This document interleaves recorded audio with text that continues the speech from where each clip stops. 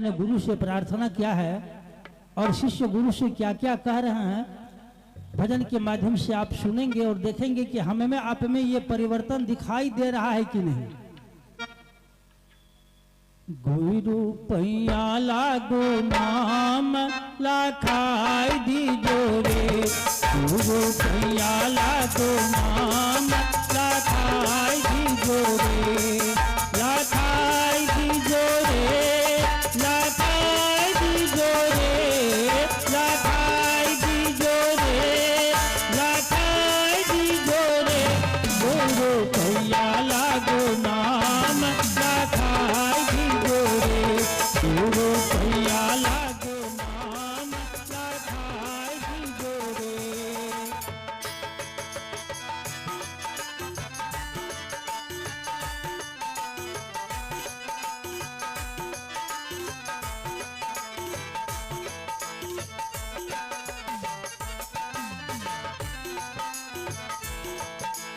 जन्म जन्म का सोया मेरा मनवा, जन्म जन्म का सोया मेरा मनवा, सब दन मार जगाई दीजो रे, सब दन मार जगाई दीजो रे, गुरु पैया लागो नाम लाखाई दीजो रे, गुरु पैया लागो नाम लाखाई दीजो रे, लाखाई दीजो रे, लाखाई दीजो रे, लाखाई दीजो रे, लाखाई दीजो रे, गुरु पैया लागो नाम लाखाई दीजो रे, गुरु पैया लागो नाम लाखाई दीजो रे।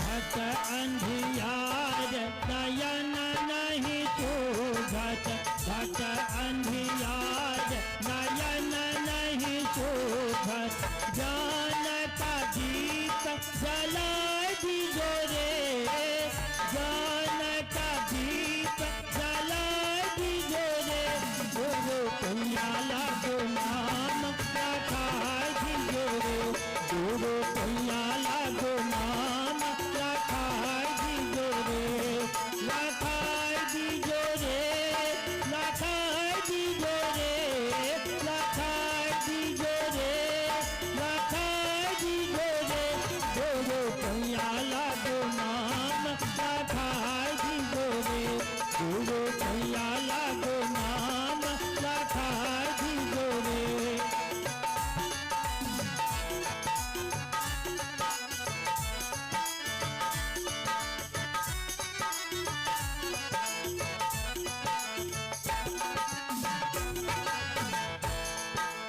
विष के लहर उठत घट अंदर, विष के लहर उठत घट अंदर, अमृत बूंद चुबाई दीजो रे, अमृत बूंद चुबाई दीजो रे, गुरु पैया लागो नाम लाखाई दीजो रे, गुरु पैया लागो नाम लाखाई दीजो रे, लाखाई दीजो रे, लाखाई दीजो रे, लाखाई दीजो रे, लाखाई दीजो रे, गुरु पैया लागो नाम लाखाई दीजो रे, गुरु पैया लागो नाम लाखाई दीजो रे।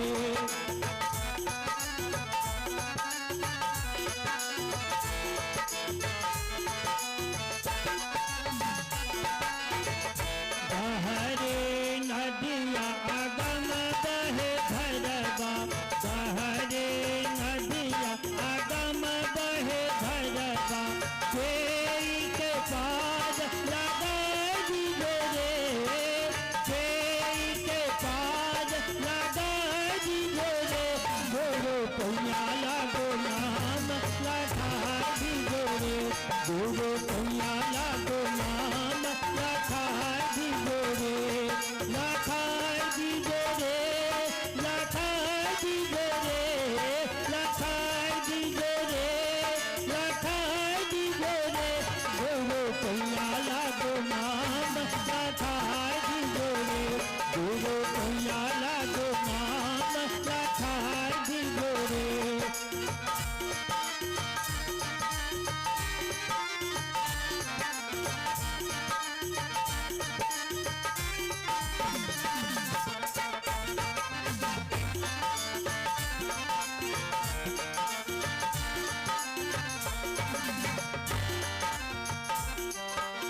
शेष शाब के अरज हरिंदर, शेष शाब के अरज हरिंदर, अब की खेत निभागी जो रे, अब की खेत निभागी जो रे, गुरु कहियाला गो नाम लखागी जो रे, गुरु कहियाला गो नाम लखागी जो रे, लखागी जो रे, लखागी जो रे, लखागी जो रे, लखागी जो रे, गुरु कहियाला गो नाम लखागी जो रे, गुरु कहियाला गो नाम लखागी जो रे, गुरु कहियाला गो नाम लखागी जो रे।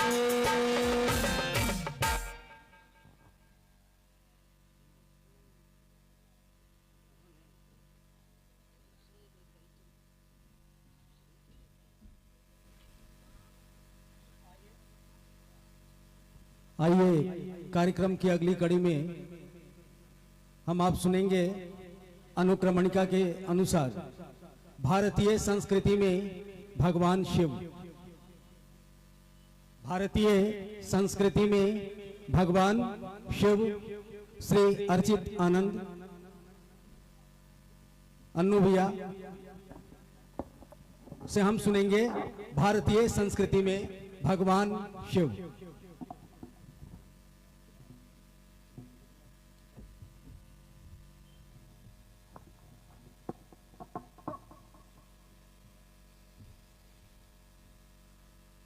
मेरे गुरु महादेव साहब, दीदी, और जहाँ तक मेरी आवाज़ जा रही है सभी को मेरा प्रणाम।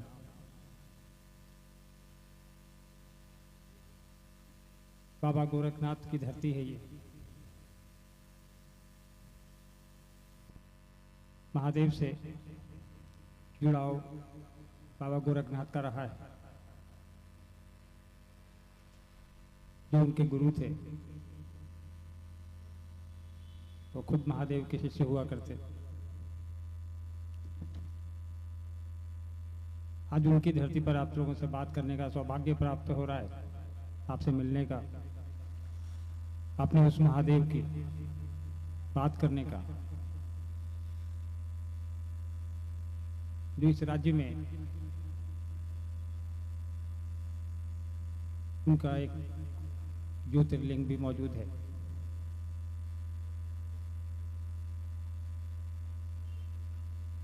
तो यहाँ की धरती तो ऐसे ही ऊर्जावान है। महादेव की दया और कृपा दोनों ही रूप में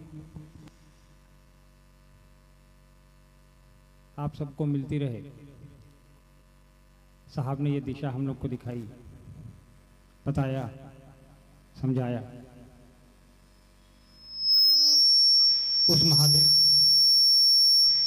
उस महादेव से जुड़ने को कहा, जो इस पूरी सृष्टि में, इस पूरे जगत में हर जगह विद्यमान है, हर जगह उनकी पूजा होती है। और एक दो सालों से नहीं, सैकड़ों सालों से नहीं, हजारों सालों से।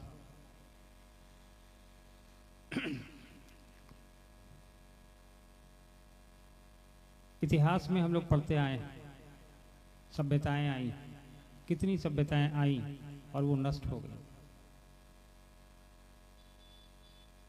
मोहनजोदड़ो, हड़प्पा, पुस्तकों में चर्चा है इनकी, इतिहास में लिखा है, लेकिन आज हम उनके बारे में सिर्फ किताबों में पढ़ते हैं। उन सभ्यताओं के बारे में या कहीं म्यूजियम में उस सभ्यता के कहीं अवशेष मिलते हैं तो हम और आप देख पाते हैं। लेकिन भगवान शिव एकमात्र ऐसे देवता हैं जो हमारी संस्कृति में है। देखिए, सभ्यताएं नष्ट हो गई, विलुप्त हो गई, अवशेष हैं उनके, कहीं किताबों में हैं, कहीं म्यूजियम में हैं, कहीं जमीन के नीचे गड़े दबे। लेकिन वो भगवान शिव, वो महादेव, वो देवों का देव, आज भी हमारे आपके बीच विद्यमान है, उस समय भी विद्यमान थे। उद्घोषक महोदय ने कहा ना कि हमारी संस्कृति में शिव, तो देखिए सभ्यता तो नष्ट हो गई, संस्कृति नहीं नष्ट होती। वो शिव आज से हजारों साल पहले भी पूजित थे, आज भी पूजित हैं। किसी भी काल में आप जाएं, किसी भी वेद को आप पढ़ें, किसी भी उपनिषद को आप पढ़ें, सभी में आपको आपके भगवान शिव की चर्चा किसी न किसी स्वरूप में मिल जाएगी। हर काल में पूजा करने का तरीका बदला, पद्धति बदली, लेकिन भगवान वही रहे। तो शिव हमारी संस्कृति में रचे बसे हैं। किसी काल में उनको पशुपतिनाथ भी कहा गया, क्योंकि उस काल के लोग जानवरों पर आश्रित थे। ये जानवरों के रक्षक के रूप में इनकी पूजा करते थे, यानी उनकी आजीविका से भी शिव जुड़े रहे। कृषि आधारित, पशु आधारित, कई जगह उनको मृत्युंजय, इस काल में भी हम लोग उनको कई एक नामों से, बाबा वैद्यनाथ, महाकाल, नाम भले बदल आ रहा है क्षेत्र के हिसाब से, उनके कर्म के हिसाब से, उनके आशीर्वाद के हिसाब से, लेकिन भगवान वही है। साहब ने क्या कहा कि उसी महादेव की बात हम कर रहे हैं जिसकी पूजा हम और आप हजारों साल से घर में करते आ रहे हैं। शिवलिंग पे जल चढ़ाते हैं, बेलपत्र चढ़ाते हैं, कुछ फूल चढ़ा देते हैं, और हम आप उनसे कुछ मांग लेते हैं और वो दे भी देते हैं। उनको भोलेनाथ कहते हैं। उन्हीं का जल, उन्हीं का बेलपत्र, उन्हीं के कुछ फूल, कितना सरल। दूब चढ़ाते हैं जो आपके इस मैदान में दिख रहा है, पत्ते जो पौधों के हैं, उसमें हमारा आपका कुछ भी नहीं। वो चढ़ा देने से भी वो खुश हो जाते हैं। हमारी आपकी जो मांग है, हमारा आपका जो दामन है, वो हमारी मांग से भर देते हैं। जो भी हमारी डिमांड उनसे करते हैं, आप करते हैं, पूरी दुनिया करती है। साहब ने कहा उसी बाबा को, उसी महादेव को अपना गुरु बना लो। बहुत लोगों ने कहा साहब को कि इसमें क्या नई बात है, महादेव तो गुरु हैं ही। साहब ने ऐसे ही नहीं कहा महादेव गुरु। साहब ने किताबों में पढ़ के नहीं कहा महादेव गुरु। साहब ने उपनिषद में नहीं पढ़ के कहा। साहब ने अपने ऊपर इसको टेस्ट किया। ये उनकी अपनी अनुभूति है, ये उनका अपना इतने दिन का त्याग है। जो 25-30 साल उन्होंने अपने जीवन में तंत्र मंत्र साधना चमत्कार सीखने में लगाए, उनके पीछे अपना समय दिया। और जब इन चीजों से उनका मन उबा और उनको यह आभान हुआ कि गुरु जब भगवान हो सकते हैं तो भगवान गुरु क्यों नहीं हो सकते, और होते आए हैं। शिव तो गुरु होते आए हैं लोगों के। यह अलग बात है कि हमको आपको नहीं थी जानकारी, किसी ने हमें बताया ही नहीं। साहब ने इस प्रक्रिया को भी अपने ऊपर टेस्ट किया पहले, जब उन्होंने शिव को गुरु बनाया और कालांतर में उनको 3 सूत्र मिले। उसके बाद भी कई एक वर्षों तक साहब ने किसी को नहीं बताया कि शिव मेरे गुरु हैं। घर में कमरे से बाहर उन्होंने किसी को नहीं कहा। बाद में जब लोगों को बताना शुरू किया, उन्होंने कहना शुरू किया, वो भी उनको आदेश बोला, उनको बोला गया कि आप ये करिए, आप बताइए लोगों को। उसके बाद साहब ने कमरे से बाहर कहना शुरू किया और अपने लिए जो चीजें अनुभूत की वो लोगों से शेयर की, बताई लोगों को। लोगों ने सुना, समझा। शुरुआत में तो कई लोग, मैंने बचपन से देखा है कि कई लोग सुनते थे, हाँ होते हैं, लेकिन एक एक आदमी को शिव से जोड़ने में, शिव के गुरु स्वरूप से जोड़ने में साहब ने मेहनत की, दीदी ने मेहनत की। इस मेहनत के पीछे क्या कारण है उनका, क्या वजह रही होगी उनकी, ये मेहनत क्यों कर रहे थे? वो न तो साधु थे, न तो उन्होंने गेरुआ पहना था, न तो वो कमंडल उठाए थे, न वो मंदिर में रहते थे कि ये उनकी रुचि रही होगी कि कुछ भक्त आएंगे, कुछ चढ़ावा चढ़ाएंगे, कुछ दे के जाएंगे। वो खुद एक सक्षम अधिकारी, प्रशासनिक सेवा के अधिकारी थे वो। और जब उन्होंने ये कहना शुरू किया, उस समय वो मजिस्ट्रेट थे मधेपुरा जिले में।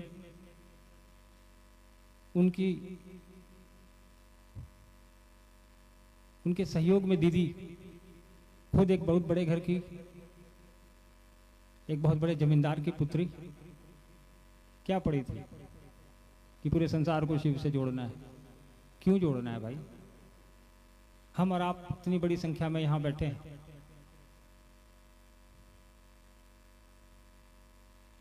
इसका एकमात्र कारण है साहब का वो विचार, साहब की वो दृष्टि जो साहब ने देखी हमारे आपके लिए, कि हमने तो शिव को अपना गुरु बना लिया। जनमानस जिसकी वो जो हमेशा पूजा करता है, वो गुरु के रूप में वो भी जुड़ जाए, उसका भी कल्याण होगा। साहब के मन में एकमात्र यही विचार रहा होगा कि जगत का कल्याण होगा। भक्त के रूप में तो लोग जुड़े ही हैं, गुरु के रूप में भी जुड़ जाएं। शिव का गुरु स्वरूप है, कारगर है। साहब ने खुद अपने ऊपर इस्तेमाल किया, खुद अपने ऊपर टेस्ट किया, तब आपको हमको ये बताया। अभी सोमेंद्र जी कह रहे थे ना, कोई वर्जना नहीं है, क्या खाते हो क्या पीते हो। साहब ने कहा कि हर वो इंसान ये पात्रता रखता है कि वो शिव को अपना गुरु बना सके जो इस धरती पर आया है। यही काफी है। आ गया, वो धरती पे श्वास ले रहा है, जन्म हो चुका है, वो पात्रता लेके आया है। हम और आप उसका वो पात्र नहीं बनाते। पात्र तो इंसान पूर्व से है। साहब ने कहा कि सिर्फ उसको बताने की आवश्यकता है कि जिस बाबा की तुम पूजा कर रहे हो, जिनको शिवलिंग पे जल चढ़ा रहे हो, जिनकी तस्वीरों पे अगरबत्ती दिखा रहे हो, जिनके लिए तुम कांवर लेके सैकड़ों किलोमीटर जाते हो, उन्हीं से एक और रिश्ता जोड़ लो। वो है गुरु और चेला का। उसका तरीका भी साहब ने बता दिया।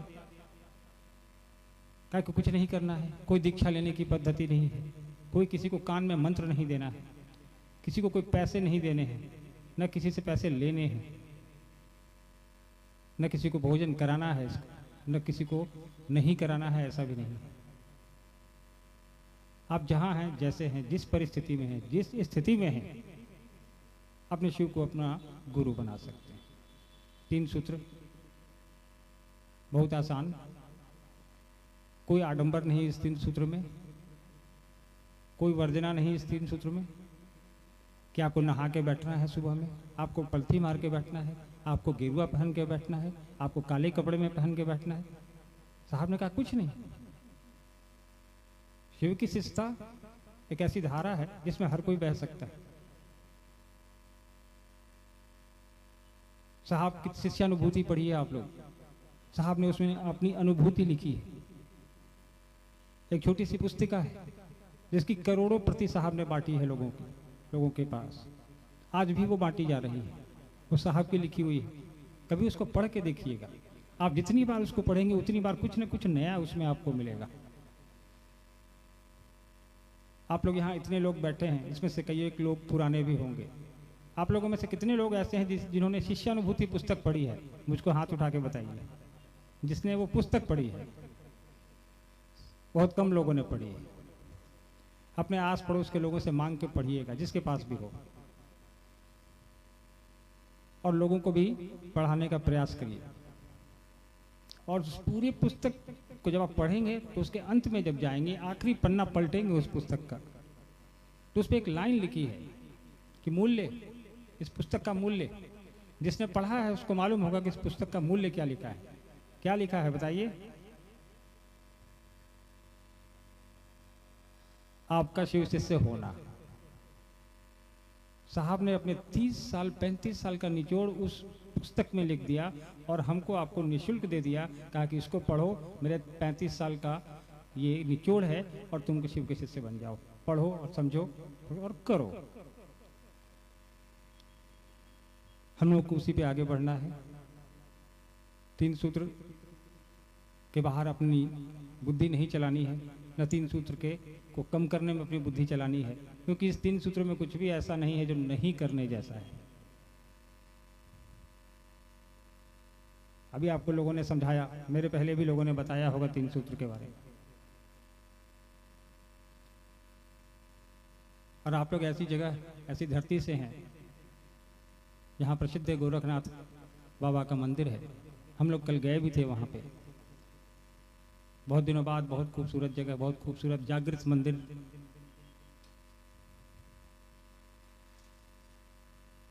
अच्छा लगा हमें। शिव के शिष्य,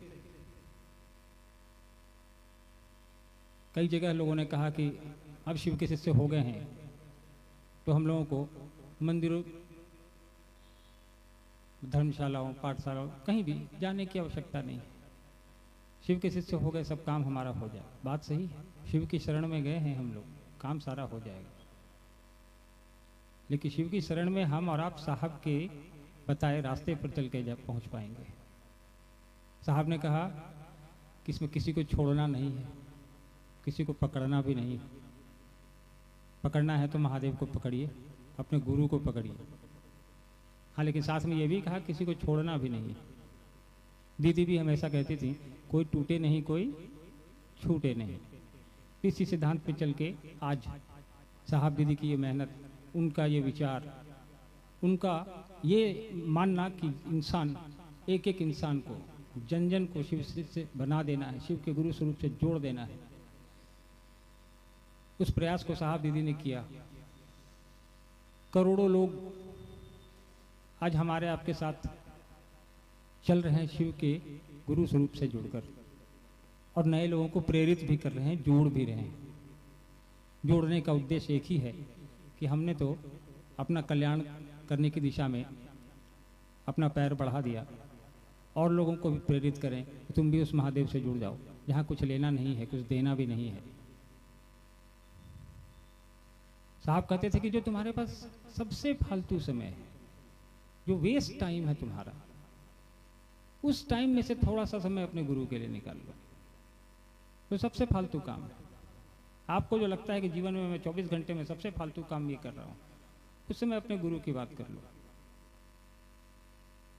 उतना ही हमारे आपके जीवन को सब अपने गुरु की ओर ले चलने के लिए काफी है। चलिए, अच्छा है, आप लोग भी सुबह से बैठे हैं, धूप है, गर्मी भी है। बरका जी बैठी हैं आप लोग के बीच, आप लोगों से बात करने आई। अच्छा लगा मुझे यहाँ आकर के। अभी मैं इधर से पीछे से आ रहा था तो मैंने देखा पीछे सैनिक स्कूल है। देश का युवा भविष्य वहाँ तैयार हो रहा है, युवा सेना वहाँ तैयार हो रही है। वो आपकी रक्षा करेंगे सीमाओं पर खड़े होकर। हमारा आपका कर्तव्य है। साहब हमेशा कहते थे कि जिस देश में रहते हो उस देश के अनुरूप चलो। एक शिव शिष्य का कर्तव्य ये है कि हम जहाँ रहते हैं, जिस देश में रहते हैं, उसके अनुरूप चलें, उसके नियम कायदे से चलें। तो इस मेरे अनुरोध को ध्यान में रखिएगा कि साहब दीदी का अनुरोध कि शिव को जन जन का गुरु बना देना है, यह अनुरोध कि आओ चलें शिव की ओर, सबको लेके चलना है, इसको अपने जेहन में रखिएगा। अभी और मंडल सर आपके बीच आएंगे, आपसे बातें करेंगे, बरखा जी आएंगे। इस उम्मीद के साथ कि अगली मुलाकात आप लोगों से और बड़ी संख्या में होगी। गोरखपुर के हर घर में शिव के गुरु स्वरूप का दिया आप जलाएंगे। साहब दीदी के सपनों का जो हमारा आपका भार है कंधों पर, उसको और लेकर आगे बढ़ाएंगे। मुझको अनुमति दीजिए। आप सभी को मेरा प्रणाम है। धन्यवाद।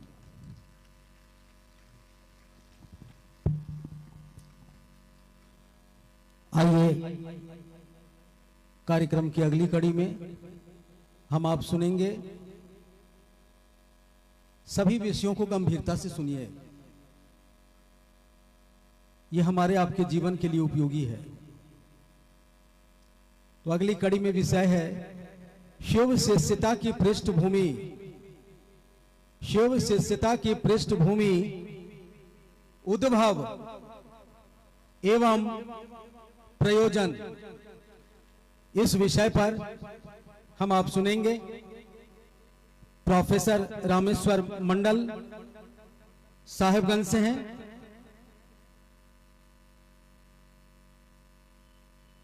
साहब दीदी के सानिध्य में इनकी जीवन यात्रा चल रही है वर्षों से। आइए इनको सुनते हैं। शिव शिष्यता की पृष्ठभूमि, उद्भव एवं प्रयोजन।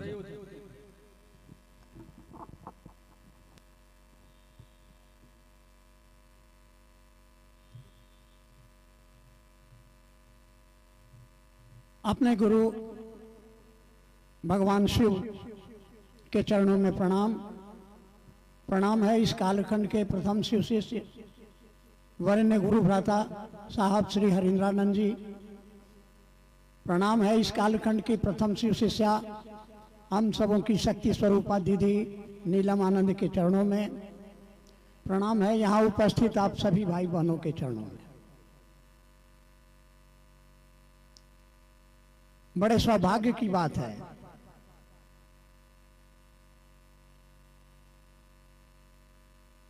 जगत गुरु भगवान शिव, गुरुओं के गुरु भगवान शिव, आदि गुरु शिव, जगत गुरु भगवान शिव के शिष्य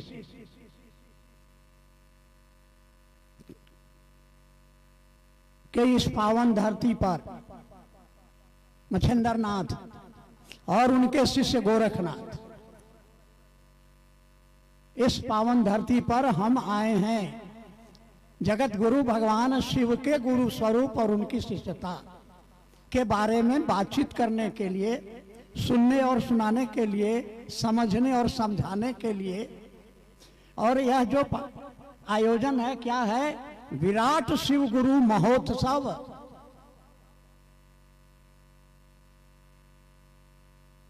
हम लोग छोटी छोटी जो उपलब्धियां होती हैं तो उत्सव मनाते हैं, विवाहोत्सव, जन्मोत्सव,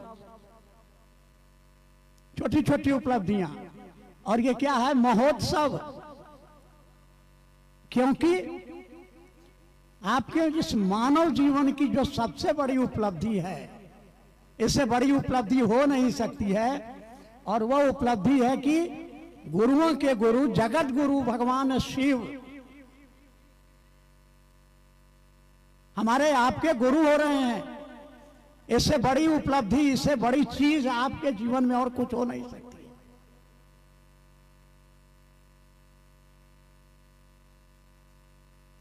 तो जगत गुरु भगवान शिव की शिष्यता बड़ी पुरानी है। हजारों साल बीत गए।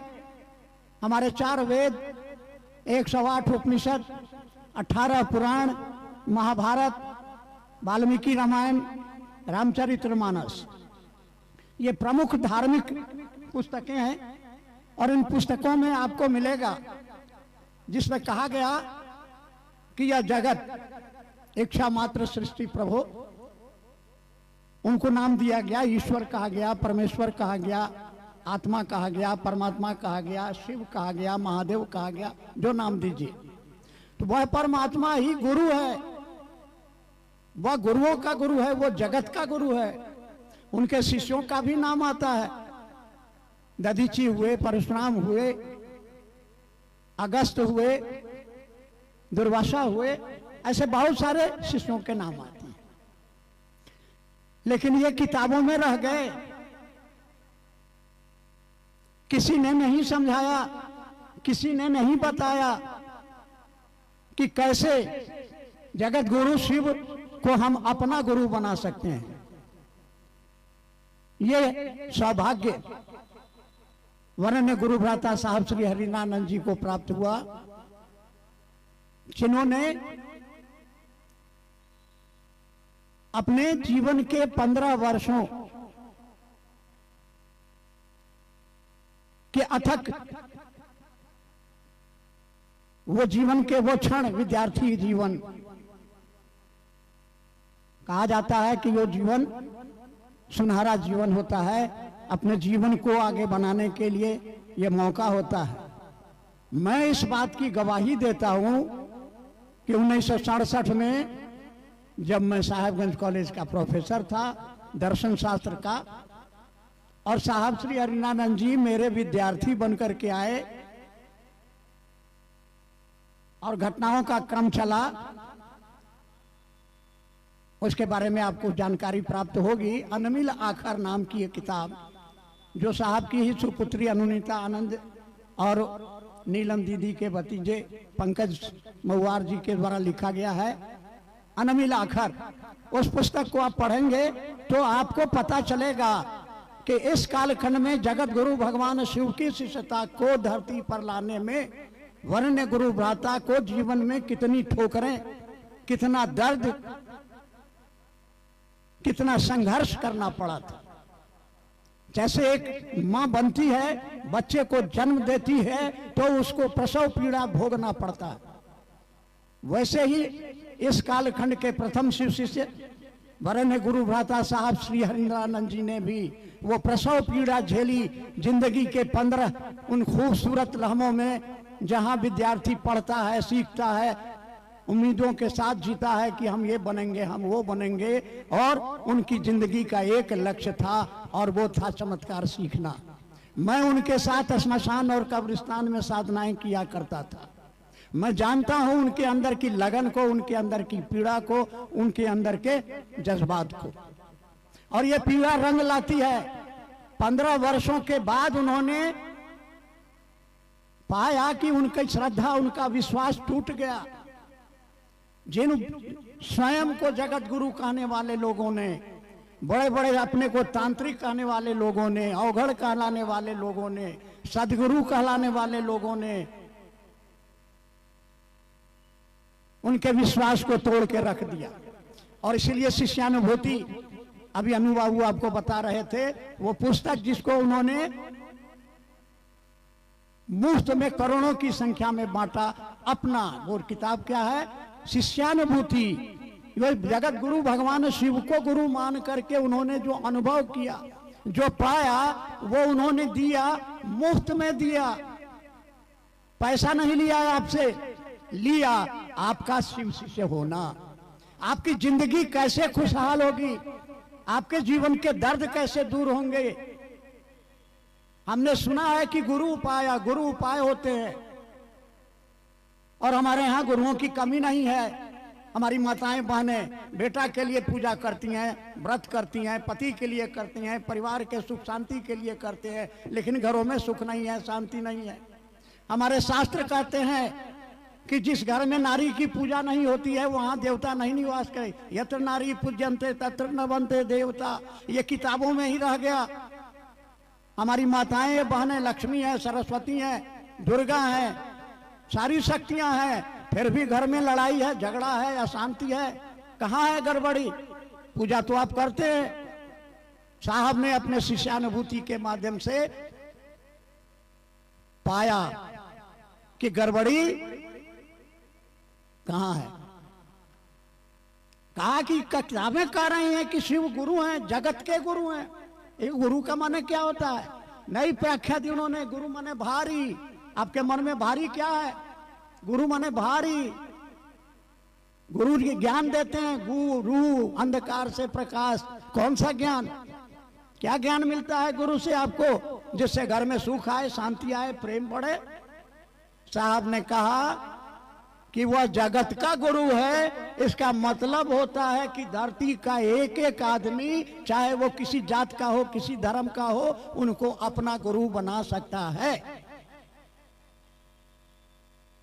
कोई शर्त नहीं, कोई बंधन नहीं। आज तक गुरुओं ने आपको सिखाया लहसुन छोड़ के आओ, प्याज छोड़ के आओ, हई छोड़ के आओ, हाउ छोड़ के आओ, तब चेला बनावेंगे। लेकिन वरण्य गुरु भ्राता साहब ने अपने अनुभव के आधार पर पाया कि जगत गुरु का माने क्या होता है। यानी इस धरती का कोई भी व्यक्ति यदि मानव के शरीर में है तो वो शिव को अपना गुरु बना सकता है, और महादेव नहीं कह सकते हैं कि हम तुमको चेला नहीं बनाएंगे। क्यों? क्योंकि अगर ऐसा वो कहेंगे तो जगत गुरु नहीं कहलाएंगे। तब कहा जाएगा कि वो महादेव गुरु हैं खाली शाकाहारियों के गुरु हैं, या महादेव गुरु हैं खाली मांस मछली खाने वालों के, यानी वो जगत के गुरु नहीं कहला सकेंगे। ये तर्क, अद्भुत तर्क, अद्भुत दृष्टि। मैं शिवसी से मैं दर्शन शास्त्र का विद्यार्थी रहा, डीन फैकल्टी ऑफ ह्यूमैनिटीज के पद से। मैंने उनके इस तर्क के आगे नतमस्तक हो गया कि आज तक बड़े बड़े सन्यासी, बड़े बड़े जोगी, बड़े बड़े विद्वान आए, किसी ने नहीं कहा कि जगत गुरु का माने क्या होता है। लिख तो दिया गया, सांप को दूध भी पिलाइए तो जहर बनाता है, लेकिन वही सांप जब शिवलिंग पर नजर आता है तो कोई लाठी लेकर नहीं जाता है, लोग दूध लावा लेके जाते हैं, या कहते हुए कि नाग बाबा आए हैं। साहब ने कहा कि मात्र शिवलिंग पर, पत्थर के बने शिवलिंग पर अगर नाग दिखाई पड़ा तो नाग बाबा बन गया। अरे भैया आप तो आदमी हो, जरा महादेव से जुड़ के तो देखो। हमारे गोस्वामी तुलसीदास जी ने क्या कहा कि गुरु कैसा होना चाहिए, तो गुरु शंकर रूपिणो। साहब ने कहा कि जब शंकर के न जन्म का ठिकाना है, न उनके मरण की खबर है, वो है तो उनके जैसा काहे खोजने जाते हो। बनाओ शिव को अपना गुरु। और कैसे बनाए, कैसे बनाए? अरे कहीं जाने की जरूरत नहीं है। जिस भोला बाबा को आप जल चढ़ाते हो, जिसकी आप पूजा करते हो, उसी महादेव को मन ही मन कहो कि आज से हे महादेव आप मेरे गुरु हैं, मैं आपका शिष्य हूं, आपकी शिष्या हूं, मुझ पर दया कीजिए, मुझ पर दया कीजिए।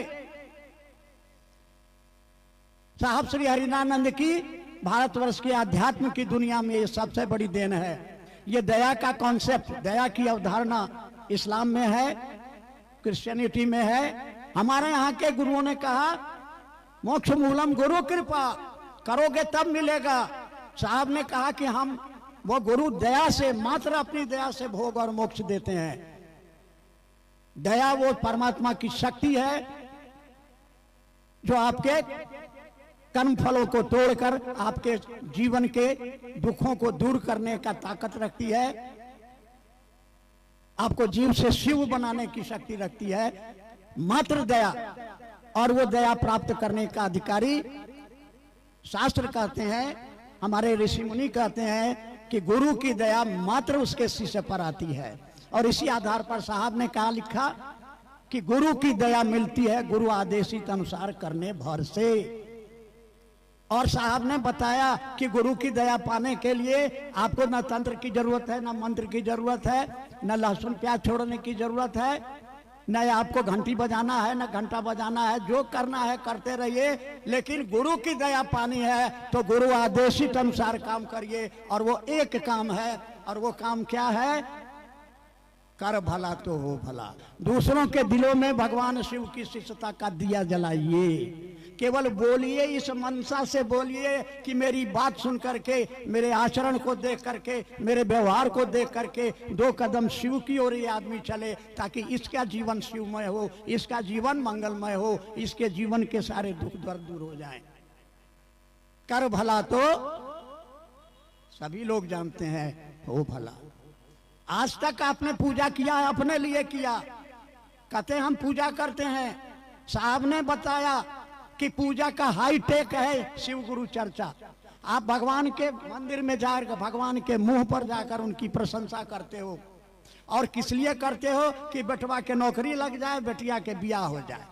लेकिन शिव गुरु का चर्चा शिव शिष्य जाकर करता है, भगवान के मुंह पर नहीं, बल्कि पीठ पीछे दुनिया के लोगों के पीछे जाकर के कहता है कि सुना है दीदी, हे भैया, हो नाना, हो दादा, सुना महादेव हमारे गुरु हैं, आपके भी गुरु हो सकते हैं, कोई शर्त नहीं, कोई बंधन नहीं। हमने जांच के देखा है, हमारे जीवन के दुख और दर्द दूर हुए हैं, आप भी जांच लीजिए।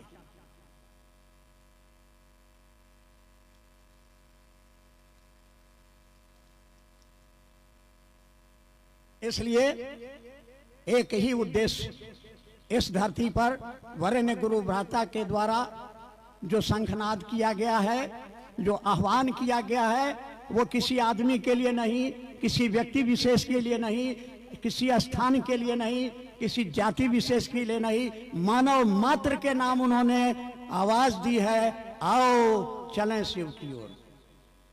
कहां भटक रहे हो? पद चाहिए, पैसा चाहिए, सम्मान चाहिए, सुख चाहिए, दुखों से छुटकारा चाहिए, वो सारी चीजें मिलेंगी महादेव के पास। उन्होंने एक किताब लिखी, आओ चलें शिव की ओर। जब वो किताब लिखी गई तो उन्होंने बड़े दर्द भरे शब्दों में कहा था, क्योंकि उस पुस्तक के लेखन में, एडिट करने में मेरा भी महादेव की दया, साहब दीदी का आशीर्वाद से सहयोग रहा। तो साहब ने कहा, अगर मेरे पास पैसा होता तो इस किताब को सोने के जिल्द में मढ़वा देता। उन्होंने कहा कि ये किताब हर आदमी को, हर शिव शिष्य को अपने पास रखना चाहिए। ये हमारी धरोहर है, जो 10,000 सालों में हमारे इतिहास के उन गुमनाम पन्नों में जो महादेव के बारे में कहा गया है, पाया गया है, जो हमारे वेदों में कहा, जो उपनिषद में कहा गया, जो महाभारत में कहा गया, जो रामायण में कहा गया, उन सारी जगहों पर लोग पूछते हैं कि कहाँ लिखा है। पढ़िए उस किताब को, आओ चलें शिव की ओर। आपको 21 उसमें मिलेंगे और उन 21 आलेखों में अध्यात्म से जुड़े हुए हर प्रश्न का उत्तर आपको मिलेगा। ये गुरु क्या, सदगुरु क्या, ये दक्षिणा क्या है, गुरु दक्षिणा क्या है, ये ज्योतिर्लिंग क्या है, ये शक्ति का रहस्य क्या है, ये अध्यात्म और अंक का विज्ञान क्या है। और वो किताब भी उसमें इंक्लूड किया गया है, जो शिष्यानुभूति, एक शिष्य के रूप में साहब ने क्या पाया। अरे उन्होंने जब शिव को गुरु माना तो उनके अंदर ये दर्द पैदा हुआ और इसलिए उन्होंने लिखा कि महादेव, मुझको मोक्ष नहीं चाहिए, मुझको पद नहीं चाहिए, मुझको पैसा नहीं चाहिए, मुझको रो नरक का कीड़ा बना करके आप रखें, हमको मंजूर है, लेकिन एक शर्त है कि दुनिया के एक एक आदमी के दिलों में शिव की शिष्यता का दिया जले, ताकि हर व्यक्ति का जीवन शिवमय हो, मंगलमय हो। हमारी दीदी नीलम आनंद ने मर मर करके गुरु कार्य किया और मरते मरते गुरु कार्य किया, और उन्होंने कहा कि आप ईमानदारी से ये शिव कार्य करें, न पद के लिए, न पैसा के लिए, के न सम्मान के लिए, बल्कि इसलिए कीजिए कि लोगों की जिंदगी में शिव गुरु का दिया जले, ताकि उनके जीवन के दुख दूर हो जाएं। और अगर आप इस काम को ईमानदारी से करेंगे, हमारी दीदी नीलम ने कहा, शक्ति स्वरूपा दीदी नीलम ने कहा, क्या कहा, आपके जीवन में आने वाले रास्ते में जो कांटे हैं मैं उनको चुनूंगी और छाया की तरह आपके साथ रहूंगी। याद रखें, साहब ने कहा कि संत मरते नहीं हैं। साहब शरीर से हमारे सामने से गए हैं, लेकिन वो आज हमारे दिलों में जिंदा है, कण कण में वो उनका विचार जिंदा है, और वो विचार यही है, सर्वे भवन्तु सुखिनः। उन्होंने कहा कि समाज और राष्ट्र और विश्व के विकास के लिए, एक एक व्यक्ति के विकास के लिए शिव शिष्य प्रतिबद्ध रहेगा। और उन्होंने कहा कि मैं उन लोगों का पाद प्रक्षालन करता, मैं उनका पैर धो के प्रणाम करता हूं, जिन्होंने इस शिव शिष्यता के गंगा को जनमानस के बीच ले जाने में सहयोग किया और भविष्य में करते रहेंगे। उन सभी के लिए उन्होंने अपना प्रणाम निवेदित किया है। तो इसी उम्मीद और आशा के साथ ये जो हम लोगों ने यहाँ विराट शिव गुरु महोत्सव का आयोजन किया है, इसी उम्मीद से साहब के इसी संकल्प को पूरा करने के लिए कि धरती का एक एक आदमी शिव का शिष्य बने और उनके इस कथन को सार्थक करे कि रहो तो शिव, जियो तो शिव और बनो तो शिव। हम और आप अपने गुरु से दया मांगे, अपने साहब दीदी से आशीर्वाद मांग करके इस दिशा में कोशिश करें, करेंगे वही, कराएंगे वही, नाम आपका होगा। बस इसी विश्वास के साथ कि आने वाले समय में थोड़ा समय आप निकालेंगे। अभी हमारे अनु भैया ने ठीक कहा कि आप अपना जो फालतू समय है, जिसका कोई उपयोग नहीं है, उस उपयोग का उपयोग कीजिए, सदुपयोग कीजिए। किस बात के लिए? महादेव से दया मांगिए कि हे महादेव, आप मेरे गुरु हैं, मैं आपका शिष्य हूँ, मुझ पर दया कीजिए। कोई पैसा नहीं लगता है। कभी भी जब आपके पास फालतू टाइम हो याद कीजिए। कहीं गप मारने बैठे हैं, कहिए भैया दीदी नाना सुनो महादेव मेरे गुरु हैं, आपके भी हो सकते हैं, और अपने गुरु को प्रणाम कीजिए। यह प्रणाम गुरु के चरणों में प्रणाम हम नहीं करते हैं, प्रणाम नहीं करते हैं। प्रणाम का परिणाम आशीर्वाद होता है। हम प्रणाम का नौटंकी करते हैं। साहब ने सिखाया प्रणाम करना है। सांस लीजिए नमः, छोड़िए शिवाय। अजपा जब विधि से शिव के शिष्य अपने गुरु को प्रणाम करते हैं। हम और आप क्या करते हैं? माला ले लिया, नमः शिवाय नमः। आगे बेबी आ रे दूध गिर लो रे, नमः शिवाय नमः शिवाय। जा जा जा सब पकड़िया दूध का गिले। ये प्रणाम नहीं हुआ। नमः शिवाय नमन करिए, याद कीजिए अपने गुरु के चरण को, माथा उनके आगे पटकिए कि हे महादेव आपको हम प्रणाम कर रहे हैं। कुछ नहीं चाहिए, प्रणाम कर रहे हैं आपको। प्रणाम का परिणाम आशीर्वाद होता है। तो चलिए आप सभी के चरणों में इस विश्वास के साथ, इस आशा के साथ कि आप यहाँ से जाएंगे, ये प्रसाद लेकर जाएंगे, और जैसे आप बाबा धाम से प्रसाद लेकर आते हैं और बांटते हैं, वैसे ही आप यहाँ से जाएंगे और जो आपके घर बाहर अपना पराया जो मिले सबको ये प्रसाद देंगे। क्या कि शिव मेरे गुरु हैं, भैया दीदी महादेव आपके भी गुरु हो सकते हैं। इन्हीं शब्दों के साथ आप सभी के चरणों में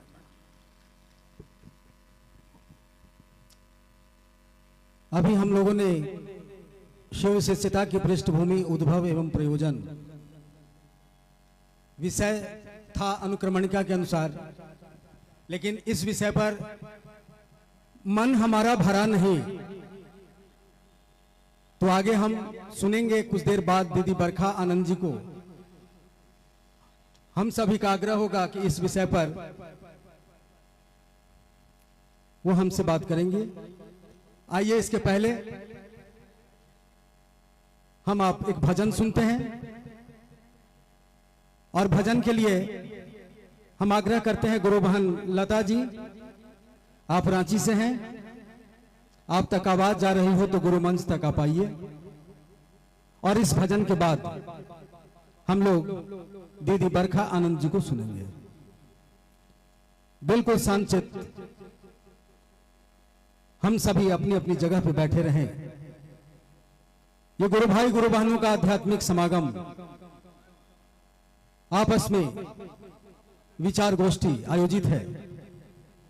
हम लोग गाते रह गए कि कैसे चुकाऊं इस जीवन के मोल रे, जन्म देने वाले इतना तो बोल रे।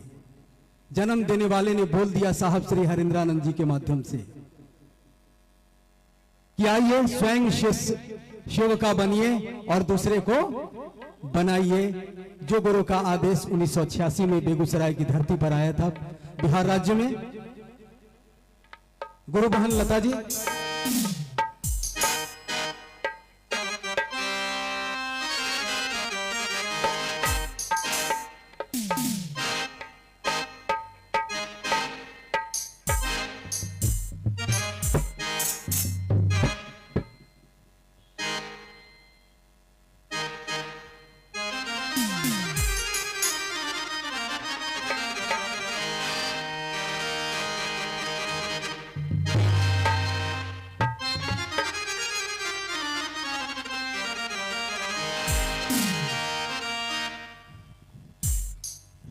मेरे गुरु शिव को मेरा प्रणाम है।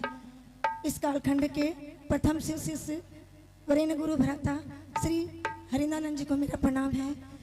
शक्ति स्वरूपा माँ दीदी नीलमानंद के चरणों में मेरा प्रणाम है। आइए एक भजन सुनते हैं।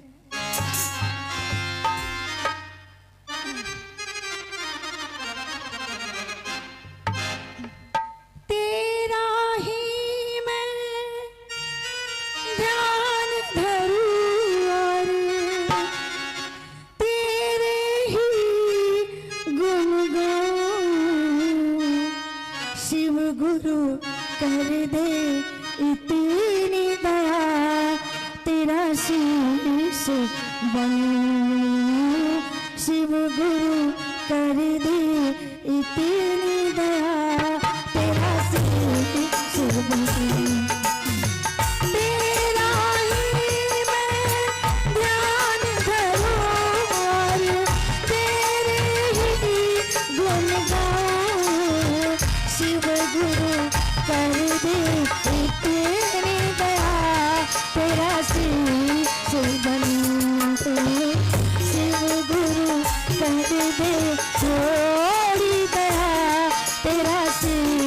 से बनी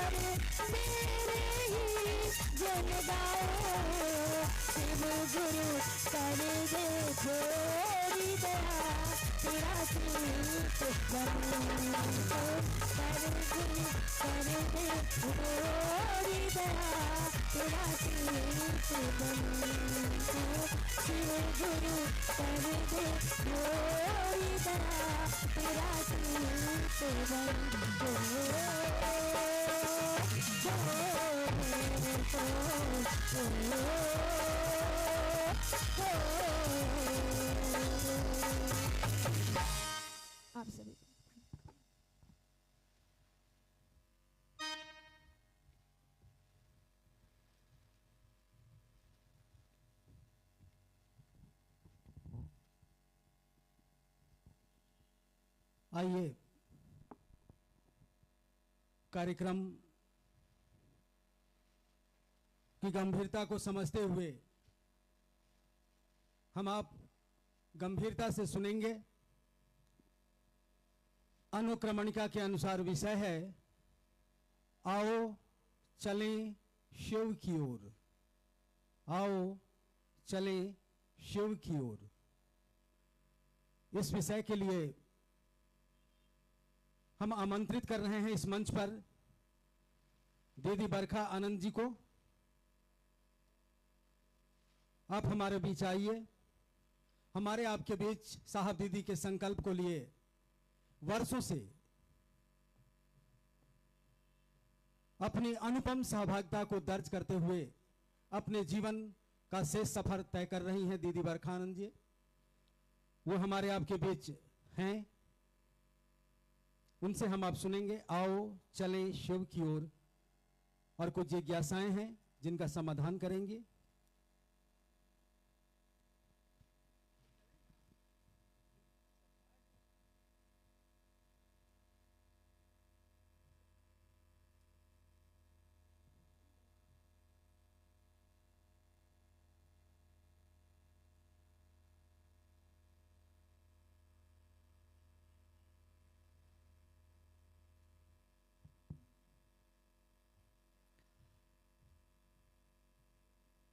मेरे गुरु महेश्वर शिव को मेरा प्रणाम है। इस कालखंड के प्रथम शिव के शिष्य और हम सबों के परम आदरणीय वरेण्य गुरु भ्राता साहब श्री हरिनानंद जी के चरणों में मेरा प्रणाम है। शक्ति स्वरूपा माँ नीलम आनंद जी के चरणों में मेरा प्रणाम है। और शिव के शिष्य और उनके प्रशिष्य की इस तपस्थली गोरखपुर को और यहाँ उपस्थित आप सभी को, सभी के चरणों में मेरा प्रणाम है। आप सभी को मेरा प्रणाम।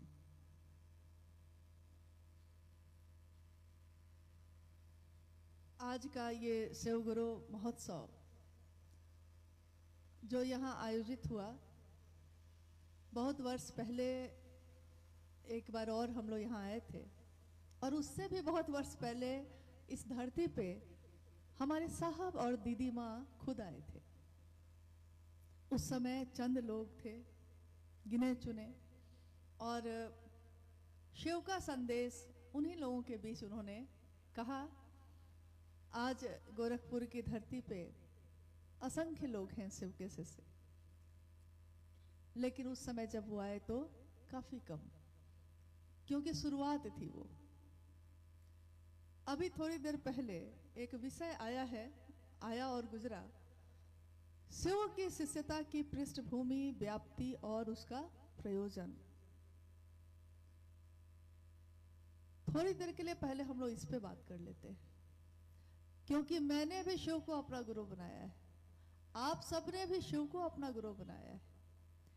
शिव के शिष्य मत्स्येंद्र नाथ जी ने भी शिव को अपना गुरु बनाया था, उनके शिष्य गोरक्षनाथ जी ने भी बनाया था। और एक दिन ऐसा भी हुआ उनके जीवन में कि उन्होंने अपने गुरु को पुकारा और कहा कि जाग मच्छिंदर गोरख आया, आगम निगम का हेला जी, आप गुरु हम चेला जी। यानी एक शिष्य अपने गुरु को ही जगा रहा है और ये भी कह रहा है कि आप ही से मैंने आगम और निगम दोनों की व्याख्या समझी है।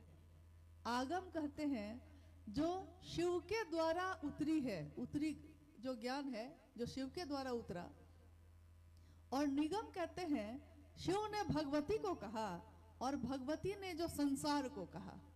इसीलिए आप देखते होंगे कि जब माँ दुर्गा की पूजा होती है तो उस भजन में हम गाते हैं कि आगम निगम बखानी तुम शिव पटरानी। यानी आप शिव की पटरानी है, लेकिन आपने ही आगम और निगम को बखाया है, मतलब दुनिया को बताया है। आदि गुरु शिव, यानी शिव जब गुरु होंगे तो कोई ना कोई पहला शिष्य होगा उनका, जैसे ही शिव के अनेक स्वरूप हैं, उसमें शिव का गुरु स्वरूप जब आता है तो कोई ना कोई तो शिष्य होगा पहला। क्योंकि साहब हरिंद्रानंद जी के लिए जब हम कह रहे हैं कि इस कालखंड के प्रथम शिव के शिष्य, यानी इस कालखंड से पहले भी काल आया है, और काल जब से शुरू हुआ तो जब शुरू हुआ उस समय कौन था उनका शिष्य? शिव की शिष्या, मतलब प्रथम शिष्य उनका कहा गया मां भवानी स्वयं है, शिव की शक्ति।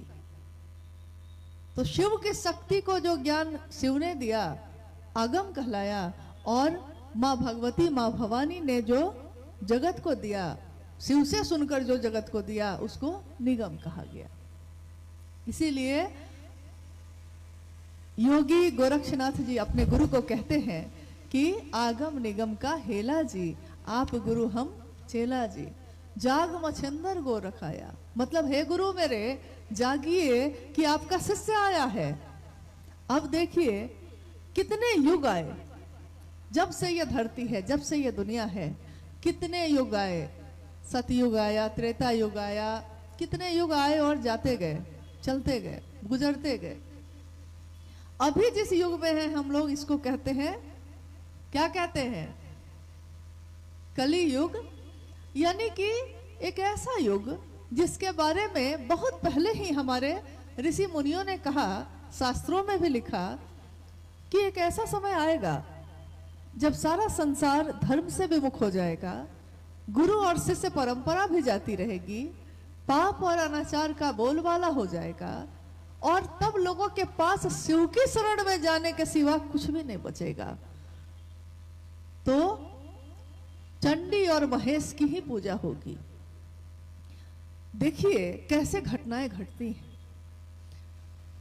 सन 1948 में 31 अक्टूबर को, आपसे थोड़ा नजदीक में ही है, बिहार का एक जिला है सिवान। सिवान जिले में अमलोरी नामक ग्राम में साहब श्री हरिंद्रानंद जी का जन्म हुआ 31 अक्टूबर 1948 को। जिस दिन उनका जन्म हुआ उस दिन दीपावली मनी।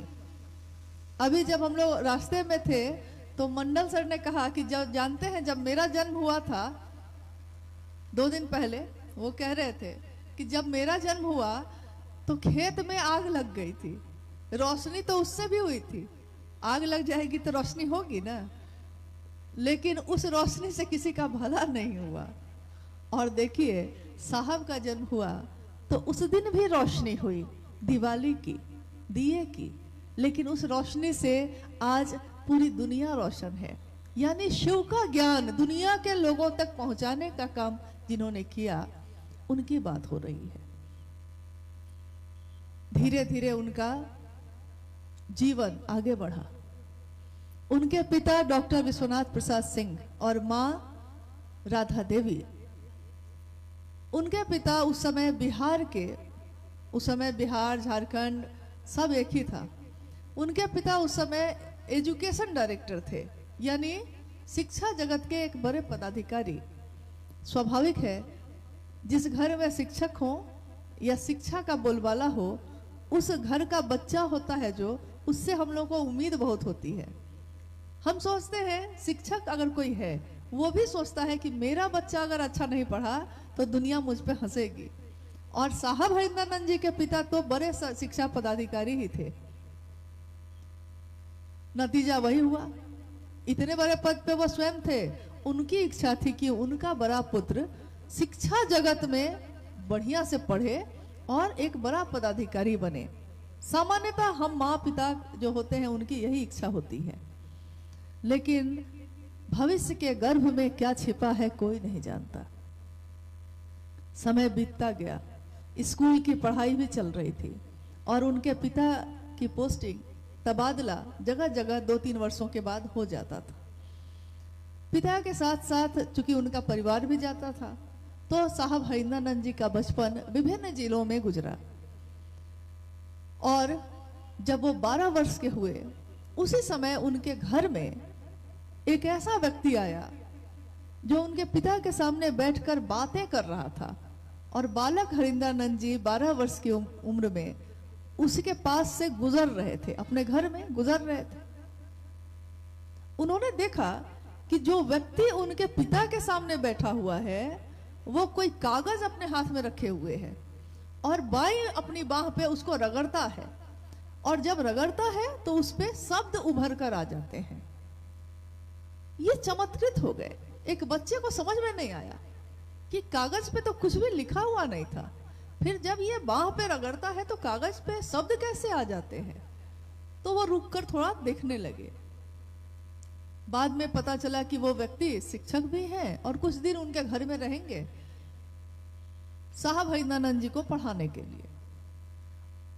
इनके मन में एक ललक पैदा हुई। इनको लगा कि आखिर ये व्यक्ति कौन है और ये जो कर रहा था इसको क्या कहा जाता है। तो वो उस व्यक्ति के पीछे पड़ गए। उसने इनको बताया कि इसको चमत्कार कहते हैं। अब बच्चा जो थे ये, तो इनके मन में ललक पैदा हुई कि मैं भी चमत्कार सीखूंगा, और इसके कारण उन्होंने पहले तो उस व्यक्ति से सीखना शुरू किया। फिर इनके पिताजी को पता चला, उस व्यक्ति को बैग उग पैक करके भेज दिया गया। अब आया साहब के जीवन में वो मोड़ जिसने उनको शमशान साधना की तरफ मोड़ दिया।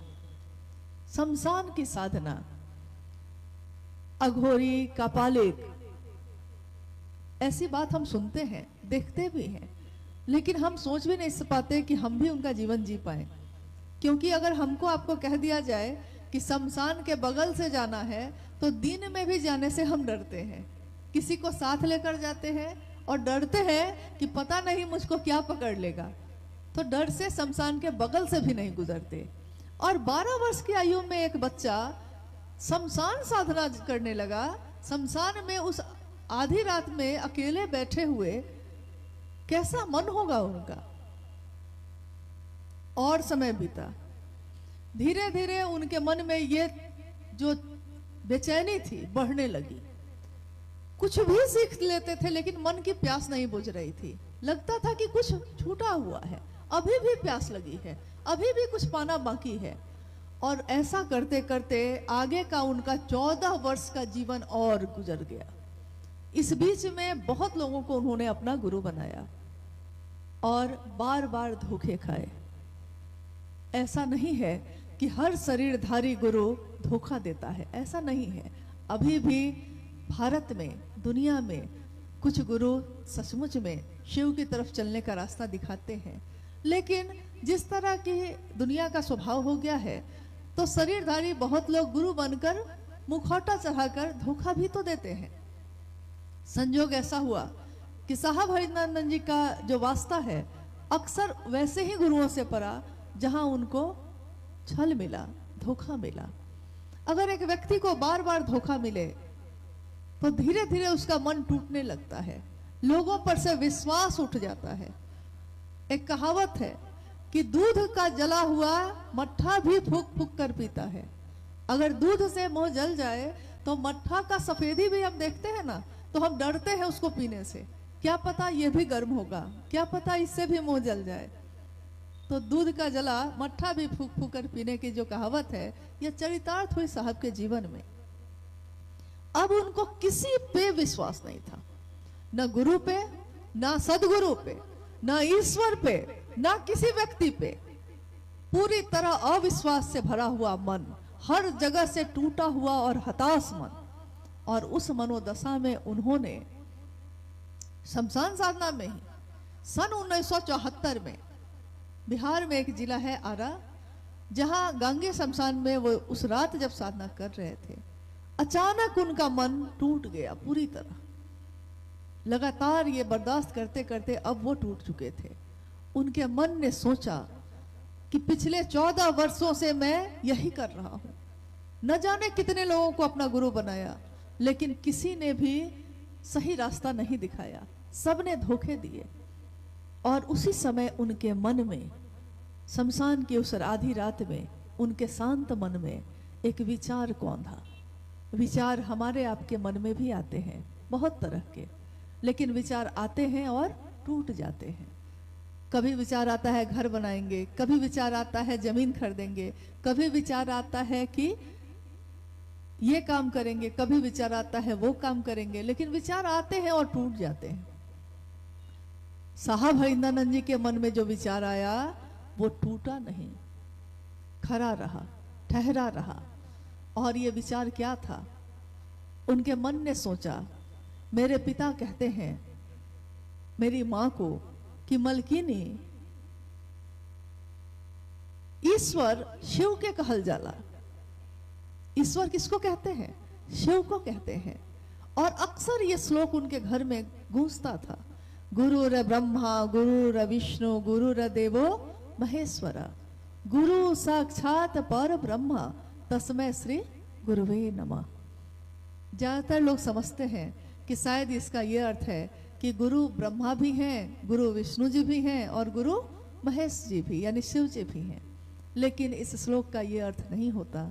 इस श्लोक का यह अर्थ है कि गुरु, जो भी गुरु होते हैं उनमें ब्रह्मानी शक्ति होती है, यानी उत्पन्न करने की, पैदा करने की। वैष्णवी शक्ति होती है, यानी जीवन को चलाने की। और महेश की शक्ति होती है, यानी लय हो जाने की, खत्म हो जाने की। पैदा हुए, रहे और फिर एक दिन खत्म हो गए। गुरु में ये तीनों शक्तियां होती हैं। यहां तक कहा गया कि गुरु साक्षात पर ब्रह्म होते हैं। गुरु क्या है? तो परम ब्रह्म, यानी कि परम सत्ता किसको कहा गया? वही शिव का अंश हमारे अंदर आया, आपके अंदर आया, तो मनुष्यात्मा कहा गया, जीवात्मा कहा गया। और वही परम सत्ता में जब है तो उसको महेश्वर कहा गया, परम है जो। तो ये पंक्ति के गूंजते ही साहब के मन ने ये सोचा कि जब गुरु में ये सारी चीजें होती हैं और गुरु ईश्वर होते हैं और ईश्वर तो शिव को कहते हैं, तो उनके मन ने सोचा कि जब शिव को ईश्वर कहते हैं, वो शिव ही, वो भगवान ही, गुरु क्यों नहीं है? जब गुरु भगवान है तो भगवान गुरु क्यों नहीं? मात्र ये विचार आया और ठहर गया उनके मन में। विचार अगर ठहर जाए तो एक दिन भाव बन जाता है, और भाव भी अगर गहरे हो जाए किसी के लिए तो प्रेम में बदल जाता है। प्रेम भी अगर गहरा हो गया, बहुत गहरा हो गया, समर्पित और एकनिष्ठ हो गया, तो क्या होता है? उसको कहते हैं भक्ति। भक्त बन गया वो, यानी अब वो पूरी तरह समर्पित है। लेकिन जिस दिन साहब ने शिव को गुरु बनाया था, याद करिएगा कि उनके मन में न तो विश्वास था, न तो श्रद्धा थी, और संशय ही संशय था। जरा भी विश्वास नहीं। उनको लगता था कि मैंने शिव को तो गुरु बना लिया है, लेकिन यहां भी धोखा होगा, क्योंकि हर जगह धोखा खाया है मैंने, तो यहां भी कुछ नहीं होगा। महादेव शरीर में तो है नहीं, तो जो शरीर में नहीं है वो मुझको ज्ञान कैसे देगा? और जो शरीर में नहीं है, न दीक्षा दे सकता है, न मैं उसको गुरु दक्षिणा दे सकता हूं, तो ये गुरु और शिष्य परंपरा बनेगी कैसे? क्योंकि उस समय तक उन्होंने न तो शास्त्र पढ़ा था, न तो कोई ग्रंथ या पुराण पढ़े थे। वो तो सामान्य एक स्कूल कॉलेज में पढ़ने वाले विद्यार्थी थे। उनके घर में उनके पिता काफी विद्वान थे, लेकिन उन्होंने अभी तक किसी ग्रंथों का अध्ययन नहीं किया था। और जब ये घटना घटी है, यानी 1974 में, उससे 2 वर्ष पहले सन 1972 में साहब हरिंद्रानंद जी का विवाह पलामू के, झारखंड में एक जिला है पलामू, वहां के मनातूगढ़ के राज परिवार में जन्मी राजमणि नीलम आनंद के साथ 22 मई 1972 को उनका विवाह हुआ। उसके 2 वर्षों के बाद, यानी सन 1974 के नवंबर माह में, उन्होंने शिव को अपना गुरु बनाया। और जब उन्होंने शिव को अपना गुरु बनाया, हम आप जब जीवन में कुछ करते हैं तो हम सबसे पहले उस व्यक्ति को बताते हैं जो मेरे हृदय के सबसे नजदीक हो। हम अपनी खुशी या अपना दर्द उसी से बांटते हैं जो मेरे मन के नजदीक हो। और उन्होंने, उस समय तो मोबाइल नहीं था ना, फोन नहीं था, चिट्ठी चलती थी। चिट्ठी लिखने वाले को भी इंतजार होता था, चिट्ठी मिले जिसको उसको भी इंतजार होता था। तो साहब हरिंद्रानंद जी ने माँ नीलम आनंद जी को, जो मनातू में थी, उनके नाम एक चिट्ठी लिखी। उस चिट्ठी में उन्होंने लिखा कि नीलम, मैंने शिव को अपना गुरु बना लिया है, तुम भी बना लो। माँ नीलमानंद जी को जब यह चिट्ठी मिली, उनके हर्ष का ठिकाना न रहा। उन्होंने सोचा कि आखिर मेरे पति को एक ठौर मिल गया, महादेव मिल गए, और इस खुशी में उन्होंने भी महादेव को अपना गुरु बनाया। उसके बाद बिहार प्रशासनिक सेवा पदाधिकारी के रूप में साहब हरिनानंद जी का चयन पहले ही परीक्षा में हो गया। किसी को विश्वास नहीं हुआ। जो बच्चा हर रात शमशान में बिताता रहा हो और दिन कॉलेज में, किसी को विश्वास नहीं हुआ कि इतने बड़े पद पे वो तुरंत डिप्टी कलेक्टर में कैसे परीक्षा पास किए, किसी को समझ में नहीं आया। महादेव की दया अहेतुकी होती है। अपने शिष्यों की रक्षा वो स्वयं करते हैं। और इस तरह शिव के शिष्यता की पृष्ठभूमि, यानी आज जो काम आपको दिख रहा है, इसको आज जो हम देख रहे हैं, इससे पहले क्या हुआ, आज क्या है और आगे क्या होगा, इसका उद्देश्य क्या होगा, इसकी बात हम करते हैं। तो पृष्ठभूमि ये रही कि साहब के हृदय में और माँ नीलमानंद जी के हृदय में शिव की शिष्यता अब जागी। और जब जागी तो माँ नीलमानंद ने कहा, शिव तुम जागो, महादेव आप जागिए। बाद में उनके जीवन में अनेक चमत्कारिक घटनाएं होने लगी, जो वो कहते सो होने लगता। लेकिन एक दिन साहब हरिनानंद जी ने इस बात को समझ लिया कि आध्यात्मिक ऊर्जा यानी महादेव से मिली हुई दया अगर आपको मिल जाए तो उस ऊर्जा का उपयोग अपनी जागतिक लालसाओं के लिए नहीं करना चाहिए, यानी लौकिक कामनाओं के लिए। उसका उपयोग महादेव के लिए ही करना चाहिए। महादेव से मिली हुई चीज महादेव को ही समर्पित होनी चाहिए। तेरा तुझको अर्पण क्या लागे मेरा, सब कुछ तो आप ही का है। ये आकाश भी शिव का, ये धरती भी शिव की, ये हवा, ये अग्नि, ये जल, कण कण ब्रह्मांड का शिव का ही तो है। तो जो भी देंगे उन्हीं का न है। आज तक हजारों साल में शिव की पूजा का प्रचलन रहा है, शिव पुराण की कथाओं का प्रचलन रहा है। रामायण की कथा, महाभारत की कथा, संतों के प्रवचन, इसका प्रचलन रहा है। लेकिन आज तक के इतिहास में किसी ने भी ये नहीं सुना होगा शिव की चर्चा। इसका जिक्र साहब हरिनानंद जी से पहले किसी भी शिव के भक्त, शिव के शिष्य या किसी भी संत के द्वारा इस शब्द का प्रयोग नहीं किया गया। शिव की चर्चा पहली बार उनके तरफ से ये नाम दिया गया क्योंकि उन्होंने कहा कि कथा तो हम सुनते हैं, गीत भजन हम सुनते हैं, क्षण भर के लिए हमारे मन पे उसका प्रभाव होता है, कुछ देर के लिए लगता है कि मन एकदम महादेव के पास ही चला गया। लेकिन जैसे ही वो कथा खत्म होती है या वो भजन या गीत खत्म होता है, वैसे ही हमारा मन तुरंत महादेव के सानिध्य से हट जाता है। तो उन्होंने एक बहुत सुंदर रास्ता शिव शिष्यों के लिए बताया। उन्होंने कहा कि जिसकी बात हम करते हैं बार बार, हमारा मन भी उसी से भर जाता है। संकीर्ण की बात कोई करता है, आप देखिएगा हमारे आसपास बहुत लोग ऐसे होते हैं जो हमेशा किसी न किसी की शिकायत करेंगे, हमेशा किसी न किसी की निंदा करेंगे, किसी में अच्छा नहीं देखेंगे। और धीरे धीरे क्या होता है, उनका चेहरा भी वैसा ही हो जाता है, उनका मन भी वैसा ही हो जाता है। और किसी को देखिएगा कि नमक और रोटी भी खाता है लेकिन आह्लादित है, खुश है, आनंदित है और दूसरों को भी खुशी देने की कोशिश करता है। अभी आपने सुना मंडल सर कह रहे थे, आप ही से पूछ रहे थे कि कर भला तो क्या होता है, तो आपने कहा हो भला, यानी जो आप दुनिया को दीजिएगा दुनिया वही आपको वापस करती है। आप इस दुनिया को अगर संकीर्णता दीजिएगा आपको भी संकीर्णता ही मिलेगी। विराटता दीजिएगा यानी बड़े दिल वाले, बड़ी सोच वाले, मेरा तो भला हो लेकिन दूसरों का भी हो, ऐसी सोच रखने वाले, तो जो विराट की बात करता है उसका मन भी विराट होता है। और अगर कोई शिव का दान करता है, शिव शिष्यता को बांटता है, तो जितना आप शिव शिष्यता को बांटेंगे आपके मन में शिव शिष्यता उतनी ही बढ़ती चली जाएगी। आज शिव शिष्यता की व्याप्ति यानी इसका फैलाव इतना ज्यादा है कि सामान्य से अति सामान्य लोग भी शिव को अपना गुरु बना सकते हैं एकदम मुक्त हृदय से, बिना किसी नियम के, बिना किसी वर्जना के, बिना किसी बंधन के। शिव की शिष्यता के बारे में साहब हरिनानंद जी ने कहा कि शिव की शिष्यता जाति, धर्म, वर्ण, संप्रदाय, लिंग सबसे परे है।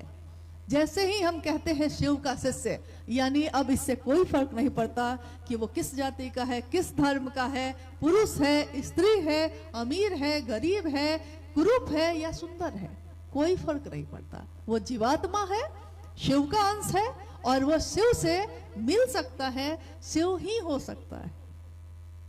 इसीलिए उन्होंने दया मांगने की, पहला सूत्र दया मांगने की बात कही।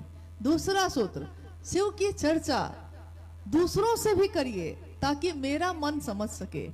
अगर हम किसी को स्टेशन पहुंचाने जाएं, किसी दूसरे को पहुंचाने में हम पहुंचेंगे कि नहीं? हम भी पहुंचेंगे।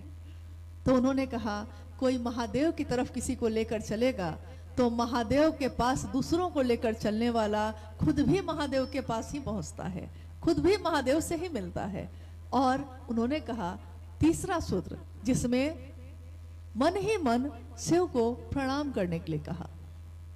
आज तक दुनिया में प्रणाम करने की इतनी विधियां हैं कि पूछिए नहीं, बहुत सारी विधि है।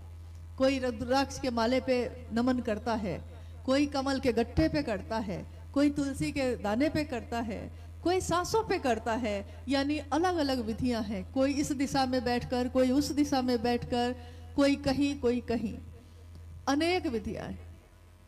लेकिन शिव शिष्यों के लिए सर्वोत्तम विधि जो कही गई वो है अजपा जप।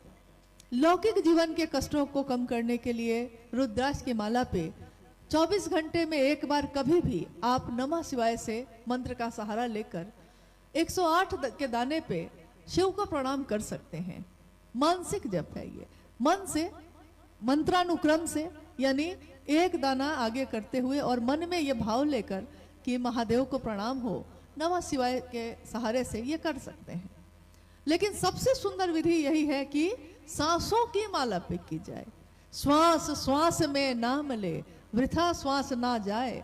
क्या जाने इस जीवन में फिर इस श्वास का आना हो ना हो, कोई नहीं जानता कि अभी जो सांस आई है और अभी जो सांस निकलेगी, फिर ये सांस आएगी कि नहीं आएगी, ये तो कोई नहीं जानता। तो ये सांस अगर निकले तो महादेव को प्रणाम करते हुए, और आए तो महादेव को प्रणाम करते हुए। इससे सुंदर इस माला का उपयोग और कुछ भी नहीं हो सकता। इसीलिए इसको कहा गया अजपा जप, यानी एक ऐसी माला जिसकी गिनती नहीं हो सकती। जन्म लेते ही सांस शुरू होती है और शरीर की मौत होती है तो सांस बंद होती है, और हर सांस पे शिव के नाम का दिया जले, शिव को प्रणाम हो। इससे सुंदर जीवन, इससे सुंदर माला, सांसों की माला का उपयोग कुछ भी और नहीं हो सकता। तो शिव की शिष्यता की आज जो व्याप्ति है, बढ़ रही है लगातार, इसका मुख्य कारण ये भी है कि कहीं कोई बंधन नहीं है। इसलिए हम में से किसी को ये सोचना नहीं पड़ता कि हम योग्य हैं कि नहीं। हमको बस ये सोचना पड़ता है कि महादेव तो सबसे बड़े हैं, महादेव से बड़ा तो कोई नहीं। देवों के देव महादेव, कालों के भी काल महाकाल, जीवन और मृत्यु के चक्र से जो मुक्त करते हैं महामृत्युंजय। न जाने कितने रूप, शिव से बड़ा कोई नहीं। पर्वत पे चाहे जिधर से भी चढ़िए, लेकिन शिखर एक ही होता है, और शिखर पे शिव स्वयं बैठे। तो महादेव से बड़ा गुरु नहीं है।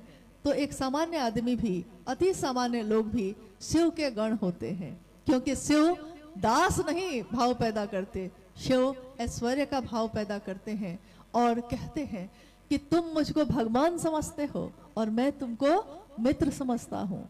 क्योंकि शिव के, एकमात्र शिव के बारे में आपने सुना होगा कि उनके गण होते हैं। बाकी देवी देवताओं के गण नहीं, भक्त होते हैं, दास होते हैं, लेकिन गण मतलब आदमी, महादेव का आदमी। और साहब हरिनानंद जी ने यही चाहा, महादेव के बनिए आप। महादेव का जो होगा वो साहब दीदी का तो होगा ही।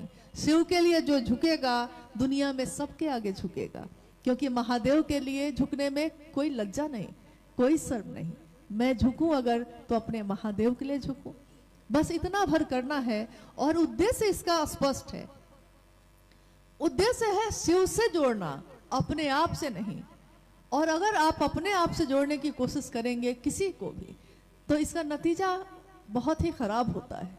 ये हम लोगों ने असंख्य लोगों के जीवन में देखा है, इसलिए कह रही हूँ।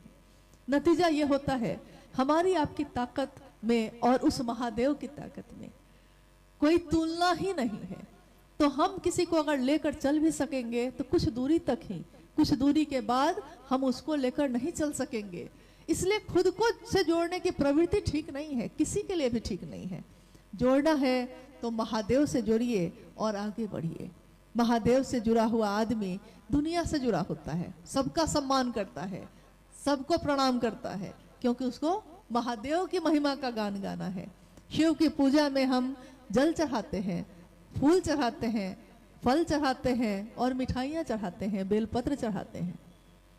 लेकिन शिव की चर्चा में हम उसी महादेव की महिमा का गान करते हैं। हर व्यक्ति के साथ जगत में दूर दूर तक जाकर, गली गली, गांव गांव जाकर महादेव महादेव की गूंज होती है। जिसके भी नाम की घोषणा होती है, हम कितने आह्लादित मन से घोषणा वो करवाता है। हम कहते हैं शिव को गुरु बना लो, तो सामने वाला आदमी कहता है कि हाँ ठीक है दीदी कहिए, हम बना लेते हैं। घोषणा उसके नाम की होती है और आनंद आनंद उस व्यक्ति को होता है जिसने उसको जोड़ा है। यानी किसी और को शिव से जोड़कर अगर आपके दिल को खुशी मिल सकती है तो इस आनंद के सामने दुनिया का सब आनंद फीका है। आइए हम लोग कुछ जिज्ञासाओं पे बात कर लेते हैं, अगर आई हैं तो। जिज्ञासा है, शिव तो भगवान हैं, इनको गुरु क्यों बनाएं, जबकि बहुत गुरुओं की परंपरा जीवंत है। जिज्ञासा आपने सुनी है, शिव भगवान है तो उनको गुरु क्यों बनाए। भगवान के रूप में वो सबकी जो इच्छा करता है, मनोकामना मांगता है, कामना है किसी की, भगवान के रूप में कोई उनको पुकारता है, कोई उनकी भक्ति करता है, तो वो विचार नहीं करते कि आपके लिए क्या अच्छा है क्या बुरा। भगवान के रूप में औढ़र दानी महादेव सबकी इच्छाओं की पूर्ति करते हैं, ये भी सत्य है। तो प्रश्न आता है कि जब सब कुछ मिल ही जाता है तो महादेव को गुरु बनाने की क्या जरूरत है। जगत गुरु शिव जीवन जीने की कला सिखाते हैं। सामान तो मिल गया लेकिन उसको संभालने का ज्ञान नहीं मिला। नतीजा क्या होता है, शिव के इतने बड़े भक्त रावण, लेकिन तीनों लोगों की संपत्ति उनसे प्राप्त करने वाले, सोने की लंका से उसे प्राप्त करने वाले रावण जैसा भक्त भी, उसका भी विध्वंस हो गया, क्योंकि उसने संपत्ति तो मांगी, चीजें तो मांगी, लेकिन उन चीजों को संभालने का ज्ञान नहीं मांगा। हमारा बच्चा जब बड़ा होता है तो हम लोगों से जिद करता है, मोटरसाइकिल खरीद दीजिए मेरे लिए, आप भी खरीदिए, और हम लोग उसके जिद में आकर खरीद भी देते हैं। कभी कभी क्या होता है कि उसने सीखा नहीं है चलाना और जिद में खरीद तो लिया है, सीखा ठीक से नहीं है, यानी ज्ञान नहीं लिया है। मोटरसाइकिल चलाने का ज्ञान नहीं हो और मोटरसाइकिल में क्या है, अब शक्ति है, ऊर्जा है, और ऊर्जा को संभालने का ज्ञान नहीं हो तो क्या होता है। अगर मोटरसाइकिल चलाने का ज्ञान नहीं हो और उस मोटरसाइकिल पे बैठकर कोई उसको चलाने लगे तो कुछ देर तक तो हो सकता है ठीक ठाक चला जाए, लेकिन कुछ देर के बाद खबर आ जाएगी कि कहीं ना कहीं वो टकरा गया है। यानी कुछ ना कुछ तो होकर रहेगा। ज्ञान नहीं है, चीजों को संभालने का ज्ञान नहीं है। हमारे आपके बीच बहुत सारे माता पिता भी हैं, हम खेत पे खेत खरीदते हैं, सोचते हैं बच्चा मेरा कम से कम वो सुख से रहेगा। अगर बच्चा सपूत है तब तो संभाल लेगा, यानी ज्ञान है उसको, खेती संभालने का ज्ञान है तब तो संभाल लेगा। लेकिन अगर खेती करने का ज्ञान नहीं हो, और खेत तो आपने बहुत सारा खरीद दिया, खेत है लेकिन ज्ञान नहीं है तो वो खेत उसके किसी काम का नहीं। जीवन है, जीवन को जीने का ज्ञान नहीं है तो किसी काम का नहीं। महादेव से मांगना ही है तो उनके ज्ञान दाता स्वरूप से ज्ञान मांगने की कोशिश करिए। ज्ञान अगर होगा तो कोई कहीं भी जी लेगा, कुछ भी करके खा लेगा, लेकिन अगर ज्ञान नहीं होगा तो लाख संपत्ति हो वो भी बर्बाद हो जाएगी और कुछ भी हासिल नहीं होगा। भगवान शिव के रूप में पूजित है महादेव। दुनिया के लोगों ने अपनी मनोकामनाओं के लिए चाहा उनको।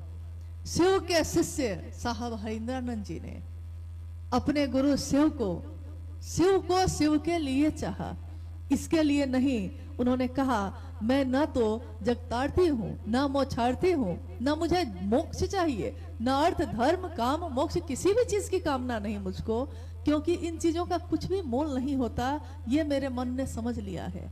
अगर मोल है तो बस इतनी कि उस महादेव की दया हो जाए, उस महादेव से मेरा मन सानिध्य प्राप्त करे, वहां आनंद है, और आनंद में न दुख का पता चलता है न सुख का। इसलिए साहब ने आह्वान किया कि जगत गुरु शिव को आइए अपना गुरु बनाइए, आइए भगवान शिव को अपना गुरु बनाइए। भगवान है वो, लेकिन अगर गुरु नहीं होंगे तो भगवान के रूप में संपत्ति तो दे सकते हैं, लेकिन अगर आपका बच्चा भी ज्ञान नहीं लेना चाहे आपसे, संपत्ति आप दे सकते हैं जबरदस्ती, ज्ञान जबरदस्ती नहीं दिया जा सकता। इसीलिए एक शब्द आता है गुरुमुख होना, यानी गुरु के तरफ उन्मुख होना, अपने मन को गुरु की तरफ रखना, गुरुमुख होना। मन अगर गुरु की तरफ नहीं जाएगा तो गुरु चाहे वो महादेव स्वयं क्यों ना हो, ज्ञान नहीं उतार सकेंगे। इसलिए ज्ञान लेने के लिए शिष्य बन के ही चलना पड़ता है। इस महोत्सव का भी उद्देश्य यही है कि भगवान शिव को अपना गुरु बनाइए सचमुच में, यथार्थ में, और दूसरों को भी प्रेरित करिए। क्या मांस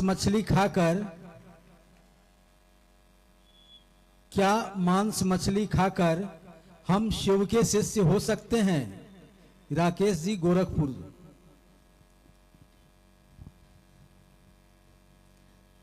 जब हम लोगों में से कोई भी साहब के पास जाता था और कहता था अलग अलग समस्या लेकर, कोई खान पान की समस्या, कोई वेशभूषा की, कोई भाषा की, कोई कहता कि फोटो रखे कि नहीं, कोई कहता कि पूजा करें कि नहीं, अगरबत्ती और दिया जलाए कि नहीं, बहुत सारी बातें। उसी में यह भी था मांसाहार करें कि नहीं, शाकाहारी हो। साहब ने कहा, शिव से हरिदानंद जी ने कहा कि मेरे गुरु शिव ने, चूंकि अभी पूरी घटना तो हम लोग बता नहीं पाए आपको, जो आगे उनके जीवन में हुआ, आकाशवाणी हुई थी, और उस आकाशवाणी में आवाज आई कि जो तुम करते हो वो दूसरों को करने के लिए कहो। और साहब हरिदानंद जी खुद शिव के शिष्य बने थे और दूसरों को कहते थे कि तुम भी शिव का शिष्य बनो। आवाज ने कहा, आकाशवाणी ने कहा कि जो तुम करते हो वो दूसरों को करने के लिए कहो। साहब ने कहा कि मेरे गुरु शिव ने बस इतना ही कहा था। उन्होंने ये नहीं कहा था कि तुम देखने रुक जाना कि क्या वो मांस खाता है, क्या वो मछली खाता है, क्या वो सब्जी खाता है, क्या वो तमिल बोलता है, क्या भोजपुरी बोलता है, कि संस्कृत बोलता है, कि पैंट शर्ट पहनता है, कि कुर्ता पजामा पहनता है, साड़ी पहनता है, कि फ्रॉक पहनती है। मतलब मेरे गुरु शिव ने इन चीजों को देखने के लिए नहीं कहा था। उन्होंने कहा था कि जो जिस अवस्था में है, जो जिस स्थिति में है, उसमें उसको शिव की तरफ मोड़ देना। अब गुरु कौन है यहाँ? महादेव स्वयं। तो नियम कौन लगाएगा? महादेव। अब आपके मन में अगर ये चीज, जो भी चीजें हमारे जीवन में गलत होंगी, अच्छी नहीं होंगी, तो गुरु भगवान शिव स्वयं है, वो स्वयं आपके मन से इन चीजों को उतार देंगे। जो स्वयं उतरती है चीजें, उसमें और जबरदस्ती उतारी जाए उसमें अंतर होता है। हम जबरदस्ती आपको कहें कि ये काम मत करिएगा, लेकिन पता चलेगा कि दिन रात आपका मन उसी काम को कर रहा है। मन, शरीर से आप नहीं कर रहे हैं, शरीर से आपको रोक दिया गया, रुक गए। तो शरीर से जबरदस्ती रोकने के बजाय कोशिश ये करनी है कि उस व्यक्ति को शिव से जोड़ दीजिए। शिव की शिष्यता में इन चीजों का कोई मोल नहीं है। चाहे वो किसी भी स्थिति में जीवात्मा है, वो शिव को अपना गुरु बना सकती है। और एक यही चीज है जो शिव शिष्यता को बाकी सभी चीजों से अलग करती है। स्वयं भगवान शिव गुरु हैं, उनको इससे कोई फर्क नहीं पड़ता, वो हमारा आपका परिमार्जन खुद ही कर लेंगे। इसलिए इन चीजों में फंसने के बजाय हमको ये सोचना चाहिए कि महादेव तक हम कैसे पहुंचे। आपने देखा होगा, हम ही लोग अभी गाड़ी से आए, जिस गाड़ी को जो उसके ड्राइवर चला रहे हैं, गाड़ी को जो चला रहा है और जो गाड़ी में बैठा है, दोनों में अंतर होता है। जो बैठा है वो बाहर के नज़ारों को भी देखता है, गाना भी सुनता है, फोन पे बात भी करता रहता है। लेकिन जो गाड़ी चला रहा है रास्ते पे, वो अगर रास्ता छोड़कर नज़ारों को देखने लगे, अगर रास्ता छोड़कर गड्ढों को देखने लगे, अगर रास्ता छोड़कर वो गाड़ी चलाना छोड़ के फोन पे बात करने लगे, तो गाड़ी गड्ढे में चली जाएगी। शिव की शिष्यता की मंजिल है भगवान शिव स्वयं, रास्ता है शिव शिष्यता का राजमार्ग। धरती का, जगत का कोई भी व्यक्ति उस पर चल सकता है, इसके लिए कोई वर्जना नहीं, कोई बंधन नहीं, हर व्यक्ति चल सकता है और मंजिल भगवान शिव है, ये पता है। तो अब बताइए कि मंजिल को देखिएगा या रास्ते में अब इन चीजों को ठीक करने बैठिएगा। ठीक करने का जिम्मा महादेव का है, गुरु वो है, हम सब ही शिव के शिष्य हैं। तो शिव खुद ही परिमार्जन कर लेंगे जो भी उनको करना होगा, लेकिन हमारा मन उनसे दया मांगता रहे, उनकी बात करता रहे और उनको प्रणाम करता रहे। बस इतना हो जाए तो महादेव से हमारे मन का सानिध्य हो जाता है। थोड़ी देर और आप जहां हैं वहीं शांतित सुन लीजिए, बहुत ही महत्वपूर्ण एक जिज्ञासा है हम सबों के लिए। इसको सुन करके ही हम आप विदा लेंगे एक दूसरे से। कुछ लोग भ्रमित करते रहते हैं कि साहब अब शरीर में नहीं है। कुछ लोग भ्रमित करते रहते हैं कि साहब अब शरीर में नहीं है। जो मैं कहता हूं वह करो, हम लोग क्या करें? कृपया भ्रम दूर करने की कृपा की जाए। मालती गुरु बहन है, ये बेतिया से है।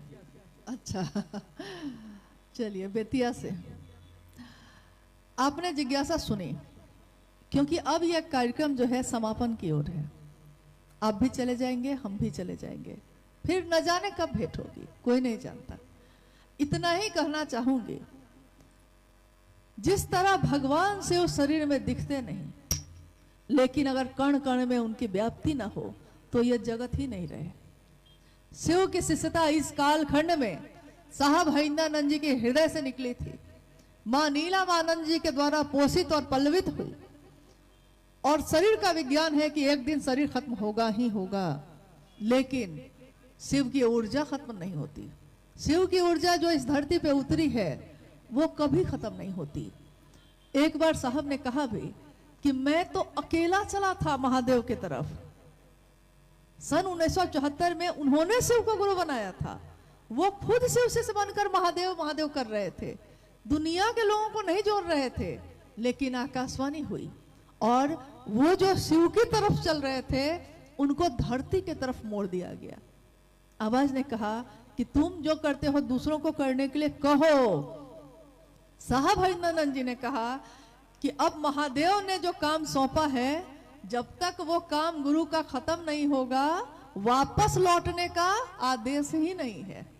तो शरीर आती है, काया मरणशील होती है, वो दिव्यात्मा नहीं जो शिव की ऊर्जा का स्वरूप लेकर इस धरती पे उतरी। शिव के ही शिष्य बाबा कीनाराम बनारस के द्वितीय महेश्वर कहा गया उनको, लेकिन शरीर तो जाएगा। जन्म जिसका भी हुआ है उस शरीर की समाप्ति होती है, लेकिन उस आध्यात्मिक ऊर्जा का नहीं जो धरती पे उतरी थी। अब बात आती है कि कोई आपसे कहता है कि साहब अब शरीर में नहीं है, इसलिए अब मैं ही आपका सर्वे सर्वा हूं। तो हम लोगों को अफसोस होता है, तकलीफ होती है इस बात की नहीं कि वो ऐसा कहता है। सोचता है हमारा मन कि उस व्यक्ति का जो ये कहता है उसका अब होगा क्या, क्योंकि उसने कुछ साल तक तो महादेव की बात की होगी जरूर, लेकिन आज भटक अगर गया है उसका मन, पता नहीं अब उसकी गति क्या होगी, क्योंकि महादेव ही उसकी रक्षा कर सकते हैं और महादेव से ही लोगों को दूर कर रहा है। हमारी कितनी ताकत, आपकी ताकत कितनी? और क्या पहले आप प्रतिदिन शरीर से मिलते थे साहब से? आप साहब की बातों से मिलते थे, उनके विचार से मिलते थे। पहले भी वो रांची में रहते थे, आप यहां रहकर उन्हीं की बात को दोहराते थे। प्रतिदिन आप साहब का ही सानिध्य प्राप्त करते थे और आज भी उससे भी तेज गति से आप उन्हीं का सानिध्य प्राप्त कर रहे हैं। तो अब रही बात ये कि कोई कहता है ऐसा क्यों है, तो होता क्या है कि बड़ी सुंदर एक बात है तो थोड़ी अलग सी, लेकिन अपनों से अपनी बात में कही जा सकती है। एक मामला मतलब एक जगह मुझको सुनने में आया ये, तो मुझको लगा कि इस बात का मैं क्या उत्तर दूं। किसी जगह पे एक मामला आया कि एक व्यक्ति है जो कहते हैं कि मैंने महादेव का दर्शन किया, साहब हरिंदरानंद जी ने अपनी आध्यात्मिक ऊर्जा का संचरण मुझ में ही कर दिया है, इसी तरह की बात, क्योंकि मैं उनका दर्शन करता रहा हूं। तो मुझको लगा कि इस बात का मैं क्या उत्तर दूं। लेकिन वहीं पे बैठे एक गुरु भाई ने मुझसे कहा कि मैंने इस बात का उत्तर दिया था। मैंने उस गुरु भाई से पूछा कि इसका क्या उत्तर दिया आपने? तो उसने कहा कि महादेव तो महादेव है ना दीदी, वो तो वरदानी है, जो उनकी भक्ति करता है उसको वरदान दे देते हैं, स्वाभाविक है उनका शिष्य भी वैसा ही होगा। तो साहब हरिंदरानंद जी ने बहुत लोगों को बहुत आध्यात्मिक ताकत दी इसके लिए कि वो महादेव की तरफ बढ़े। तो इसी पे उन्होंने कहा कि भस्मासुर ने भी, भस्मासुर सुना होगा आपने, नाम सुना है? भस्मासुर महादेव की ही तपस्या की, महादेव से ही वरदान प्राप्त किया। और जब महादेव से वरदान प्राप्त किया तो महादेव ने पूछा क्या चाहिए तुमको? तो उसने कहा कि मेरी मौत कभी नहीं हो और मैं जिसके सर पे हाथ रख दूं वो जलकर राख हो जाए। तो महादेव हैं, वो जानते हैं कि आगे क्या होगा, लेकिन तब भी भगवान प्रसन्न हो गए। उन्होंने कहा कि तथास्तु, ठीक है ऐसा ही होगा। आगे क्या हुआ, कथा आगे क्या है इसकी। अब भस्मासुर को जैसे ही ये वरदान मिला था महादेव से ही, लेकिन उसने सबसे पहले टेस्ट भी करना चाहा किसी पे, किसको कहा? महादेव को ही कहा। देखिए आप लोगों को सब पता है, हम झूठ मूठ समझा रहे हैं आपको। तो वो महादेव पे ही टेस्ट करने लगा कि आइए महादेव आप ही के सर पे हम हाथ रख के देखते हैं, तब ना पता चलेगा कि जलेगा कि नहीं जलेगा। तो बड़ी मुश्किल से महादेव जो है पीछा छुड़ा पाए, मतलब उसका विध्वंस किया गया, मुश्किल हुई। तो महादेव वरदान देना भी जानते हैं, और वरदान अगर किसी को मिल जाए और वो अपनी सीमा, अपनी गरिमा को भूल जाए तो उसका विध्वंस करना भी जानते हैं। तो ये मामला गुरु पे छोड़ दीजिए कि कौन क्या बोलता है, लेकिन आपसे मेरा निवेदन यही होगा कि शिव के शिष्य का कभी उनकी ऊर्जा खत्म नहीं होती। इसीलिए आज भी हम शिव के शिष्य उन्हीं के बातों को लेकर चलते हैं और उस बात में हमको बल मिलता है, गति मिलती है, मदद मिलती है। मां नीलम आनंद जी शरीर से शिवलीन हुई थी 2005 में ही, 17 जून 2005 में ही। लेकिन कितने गुरु भाई गुरु बहनों की ये अनुभूति है कि जब भी उनको याद करता है वो उनको मिलती है, मदद करती है महादेव के काम में। मंडल सर ने कहा थोड़ी देर पहले आपसे कि नीलम आनंद जी ने, मां नीलम आनंद जी ने कहा था एक दिन कि जो भी शिव शिष्यता में चलेगा उसके लौकिक कांटों को मैं चुनूंगी, छाया बनकर उनका साथ दूंगी। जीवन की धूप है, तप रहा है जीवन, और वो छाया बनकर साथ है। माँ छाया ही बनकर साथ चलती है। साहब हरिंदरानंद जी शिव के शिष्य, शिव के शिष्य साहब हरिंदरानंद जी। देखिए शिव के शिष्य और प्रशिष्यों का लक्षण, आचरण, बोली, कथनी, करनी क्या होता है। इसी धरती के, जिस धरती को हम तपस्या स्थली के रूप में जानते हैं, योगी गोरक्षनाथ की, उनकी बात साहब ने कितनी बार चर्चाओं में दोहराई। हब की ना चली ब, ठब की ना बोली ब, धीरे धरी ब पाँव, सहजे रहबा, गर्व न करीब, भड़क गोरख नाथ। यानी हबक हबक के नहीं बोलेंगे। शिव के शिष्य कैसे है? शांत है, हड़बड़ में नहीं बोलते कुछ भी। ठब की न चली ब, मतलब जोर जोर से दौड़े जा रहे हैं ऐसा भी नहीं करते। धीरे धरीबा पाओ, सहजे रहबा, सहज रहते हैं, गर्व नहीं करते किसी बात का नहीं। कितनी भी ताकत महादेव दे दे, वो जानते हैं कि किसके कारण है, गर्व नहीं करते। और ये कौन कह रहे हैं? शिव के प्रशिष्य गोरक्षनाथ कह रहे हैं। साहब हरिंदरानंद जी क्या कह रहे हैं? शिव के शिष्य इस कालखंड के, देखिए शिव के शिष्य जो होंगे उनके लक्षण, उससे हमको आपको सीखना है, उनके लक्षण। वो कहते हैं कि मैंने जब अपने गुरु शिव की बात कहनी शुरू की लोगों से, तो निर्बल सामर्थ्य के लोगों ने मेरा साथ दिया। निर्बल यानी जिनका कोई बल नहीं था, बड़ा घर नहीं था, बड़ी गाड़ी नहीं थी, बड़े साधन नहीं थे, जो फटे पुराने कपड़ों में थे, खेती करते थे, मजदूरी करते थे, वैसे लोगों ने मेरा साथ दिया। जो रिक्शा चला के फुटपाथ पे सो जाते थे, वैसे लोगों ने मेरा साथ दिया है। और निर्बल सामर्थ्य के लोगों ने ऐसा साथ दिया कि आज गांव-गांव में शिव चर्चा होती है। आप कहते हैं कि मेरे पास ये चीज होगी तब हम ये काम करेंगे। अरे महादेव तो इतनी दया करते हैं कि सामर्थ्य जिसको ना हो उसको भी सामर्थ्यवान बनाते हैं।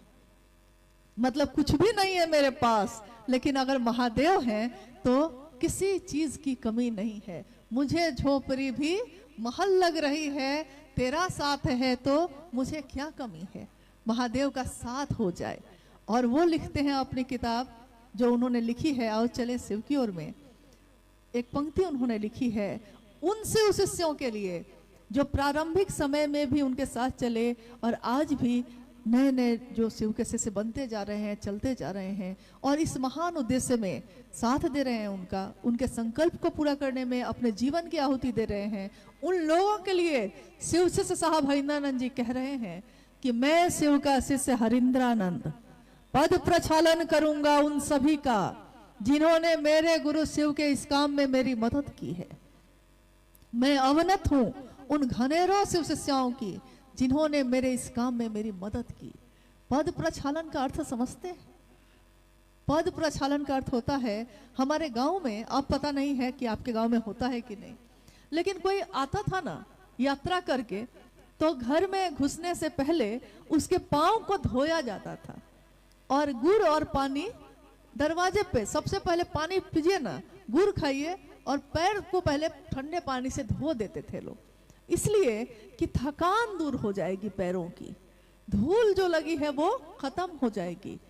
सोचिए इस रास्ते पे चलने वाले लोगों के लिए इतनी बड़ी सत्ता, जिनके विचार में इतनी ताकत है कि वो बोलते हैं और हमारे हृदय में वो प्रवेश करता है, उनके विचार को ही तो लेकर चल रहे हैं हम लोग।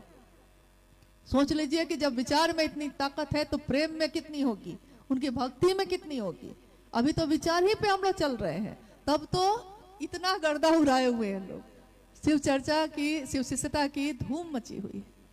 तो वो कहते हैं, वो अपने शिव के लिए इतना झुकते हैं कि वो अपने आप को पीछे करते हैं। महादेव आगे हैं, साहब और दीदी पीछे हैं, और वो कह रहे हैं कि जो इस रास्ते पे चलेंगे, मैं शिव का शिष्य हरिंद्रानंद उनके पैरों को धो दूंगा ताकि उनकी थकान मिट जाए, ताकि उनके जीवन को और ऊर्जा मिले, वो महादेव की बात कर सके। माँ नीलमानंद राज परिवार की बेटी, एक डिप्टी कलेक्टर की पत्नी, लेकिन शिव के शिष्य होने के बाद उनके ये सारे रूप तिरोहित हो गए और वो कहती हैं कि मैं झुककर आपके रास्ते के कांटों को चुन दूंगी ताकि आपके पांव में कांटे नहीं चुभे। लेकिन जब साहब और दीदी चले थे ना, तो रास्ते में कांटे ही कांटे थे, उनके पांव तो लहूलुहान हुए होंगे। किसी ने ये सड़क बनाई होगी तो जिसने सड़क बनाई होगी ना, उसके पांव और हाथ दोनों लहूलुहान हुए होंगे। लेकिन आज जब हम इस सड़क पे चलते हैं तो हम उनको याद नहीं करते जिसने इस सड़क को बनाया ताकि हम चल सके। अध्यात्म के रास्ते में हर व्यक्ति चल सके, इसके लिए कोई रास्ता नहीं था, कभी नहीं था। गुरु और शिष्य परंपरा तो थी, लेकिन मेरे आपके जैसा हर व्यक्ति शिव को अपना गुरु बना सकता है, ऐसा कोई रास्ता नहीं था, ऐसा कोई तरीका नहीं था, ऐसी कोई पद्धति नहीं थी। और शिव शिष्य हरिंद्रानंद जी ने एक रास्ता बनाया। इस रास्ते को बनाने में उन्होंने कितनी पीड़ा सही होगी और उनके मन पे, उनके मन प्राण पे क्या बीतता होगा, ये आज सोचने के लिए कोई खरा नहीं। सबको ये लगा है कि मैं खुद से जोड़ लूं। लज्जा आनी चाहिए वैसे लोगों को जो ये कहते हैं कि मुझको जानो। साहब ने तो कहा शिव को जानो, महादेव को जानो, उनको मानो। जब वो ऐसा कहते हैं तो हमको आपको क्या कहना चाहिए? हमको आपको भी तो यही बोलना चाहिए जो उन्होंने कहा। हमारी आपकी बिसात क्या, कितने दिन हम जीवित रहेंगे? 70-80 साल के जीवन के बाद हमारा क्या होगा, कोई नहीं जानता। इस जीवन में बहुत सम्मान मिल भी जाएगा तो क्या होगा? 50,000 आदमी, 1 लाख आदमी आपको जान ही जाएंगे तो क्या होगा? कितने लोग इस धरती पे आए, धरती पे पूजित हुए और इस धरती से चले गए। दुनिया नहीं बदली, दुनिया किसी के लिए नहीं रुकती है। कज़ा ने ऐसी 1000 सूरत बिगाड़ डाली बना बना के, बहार दिन है चंद रोजा, न चल यहाँ सर उठा उठा के, कज़ा ने यानी समय ने, वक्त ने कितनी सूरत ऐसी बिगाड़ डाली बना बना के। इसलिए महादेव से थोड़ा डरिए, ऐसी गलती ना हो जाए, ऐसी भूल ना हो जाए कि क्षमा जिसे कर सके ना तुम भी, महादेव तुम भी अगर क्षमा ना कर सको, ऐसी भूल हम शिव शिष्यों से ना हो जाए, इसकी कोशिश करिए। महादेव से दया मांगिए, दूसरों के जीवन में भी शिव को लाने का काम करिए, खुद भी शिव का शिष्य यथार्थ में बने और दूसरे भी शिव के रास्ते पे चले। मात्र शिव के शिष्यों का एक ही उद्देश्य होता है और कुछ भी नहीं। आइए हम कोशिश करेंगे और उम्मीद भी करते हैं कि आज का ये शिव गुरु महोत्सव जो हमारे शिव को समर्पित है, गुरु को समर्पित है, साहब दीदी को समर्पित है, इस कार्यक्रम का एकमात्र उद्देश्य ये है कि साहब श्री के संदेश को सही तरीके से आप तक पहुंचाने की कोशिश करना। कोशिश की है हमने, अगर ये सफल हो जाए तो हमारा आपका आना भी सफल होगा। महादेव की दया बनी रहे और महादेव से यही दया की याचना करती हूँ कि हम सभी शिव शिष्यों का जीवन शिवमय हो, सुखमय हो, साहब और दीदी का आशीर्वाद, उनका साथ मिलता रहे, इस रास्ते पे हम सभी एक साथ चल सकें। यही मनसा वाचा करुणा एक शिव के शिष्यों का अलौकिक आचरण होता है। आप सभी के चरणों में मेरा प्रणाम है, आप सभी को मेरा प्रणाम।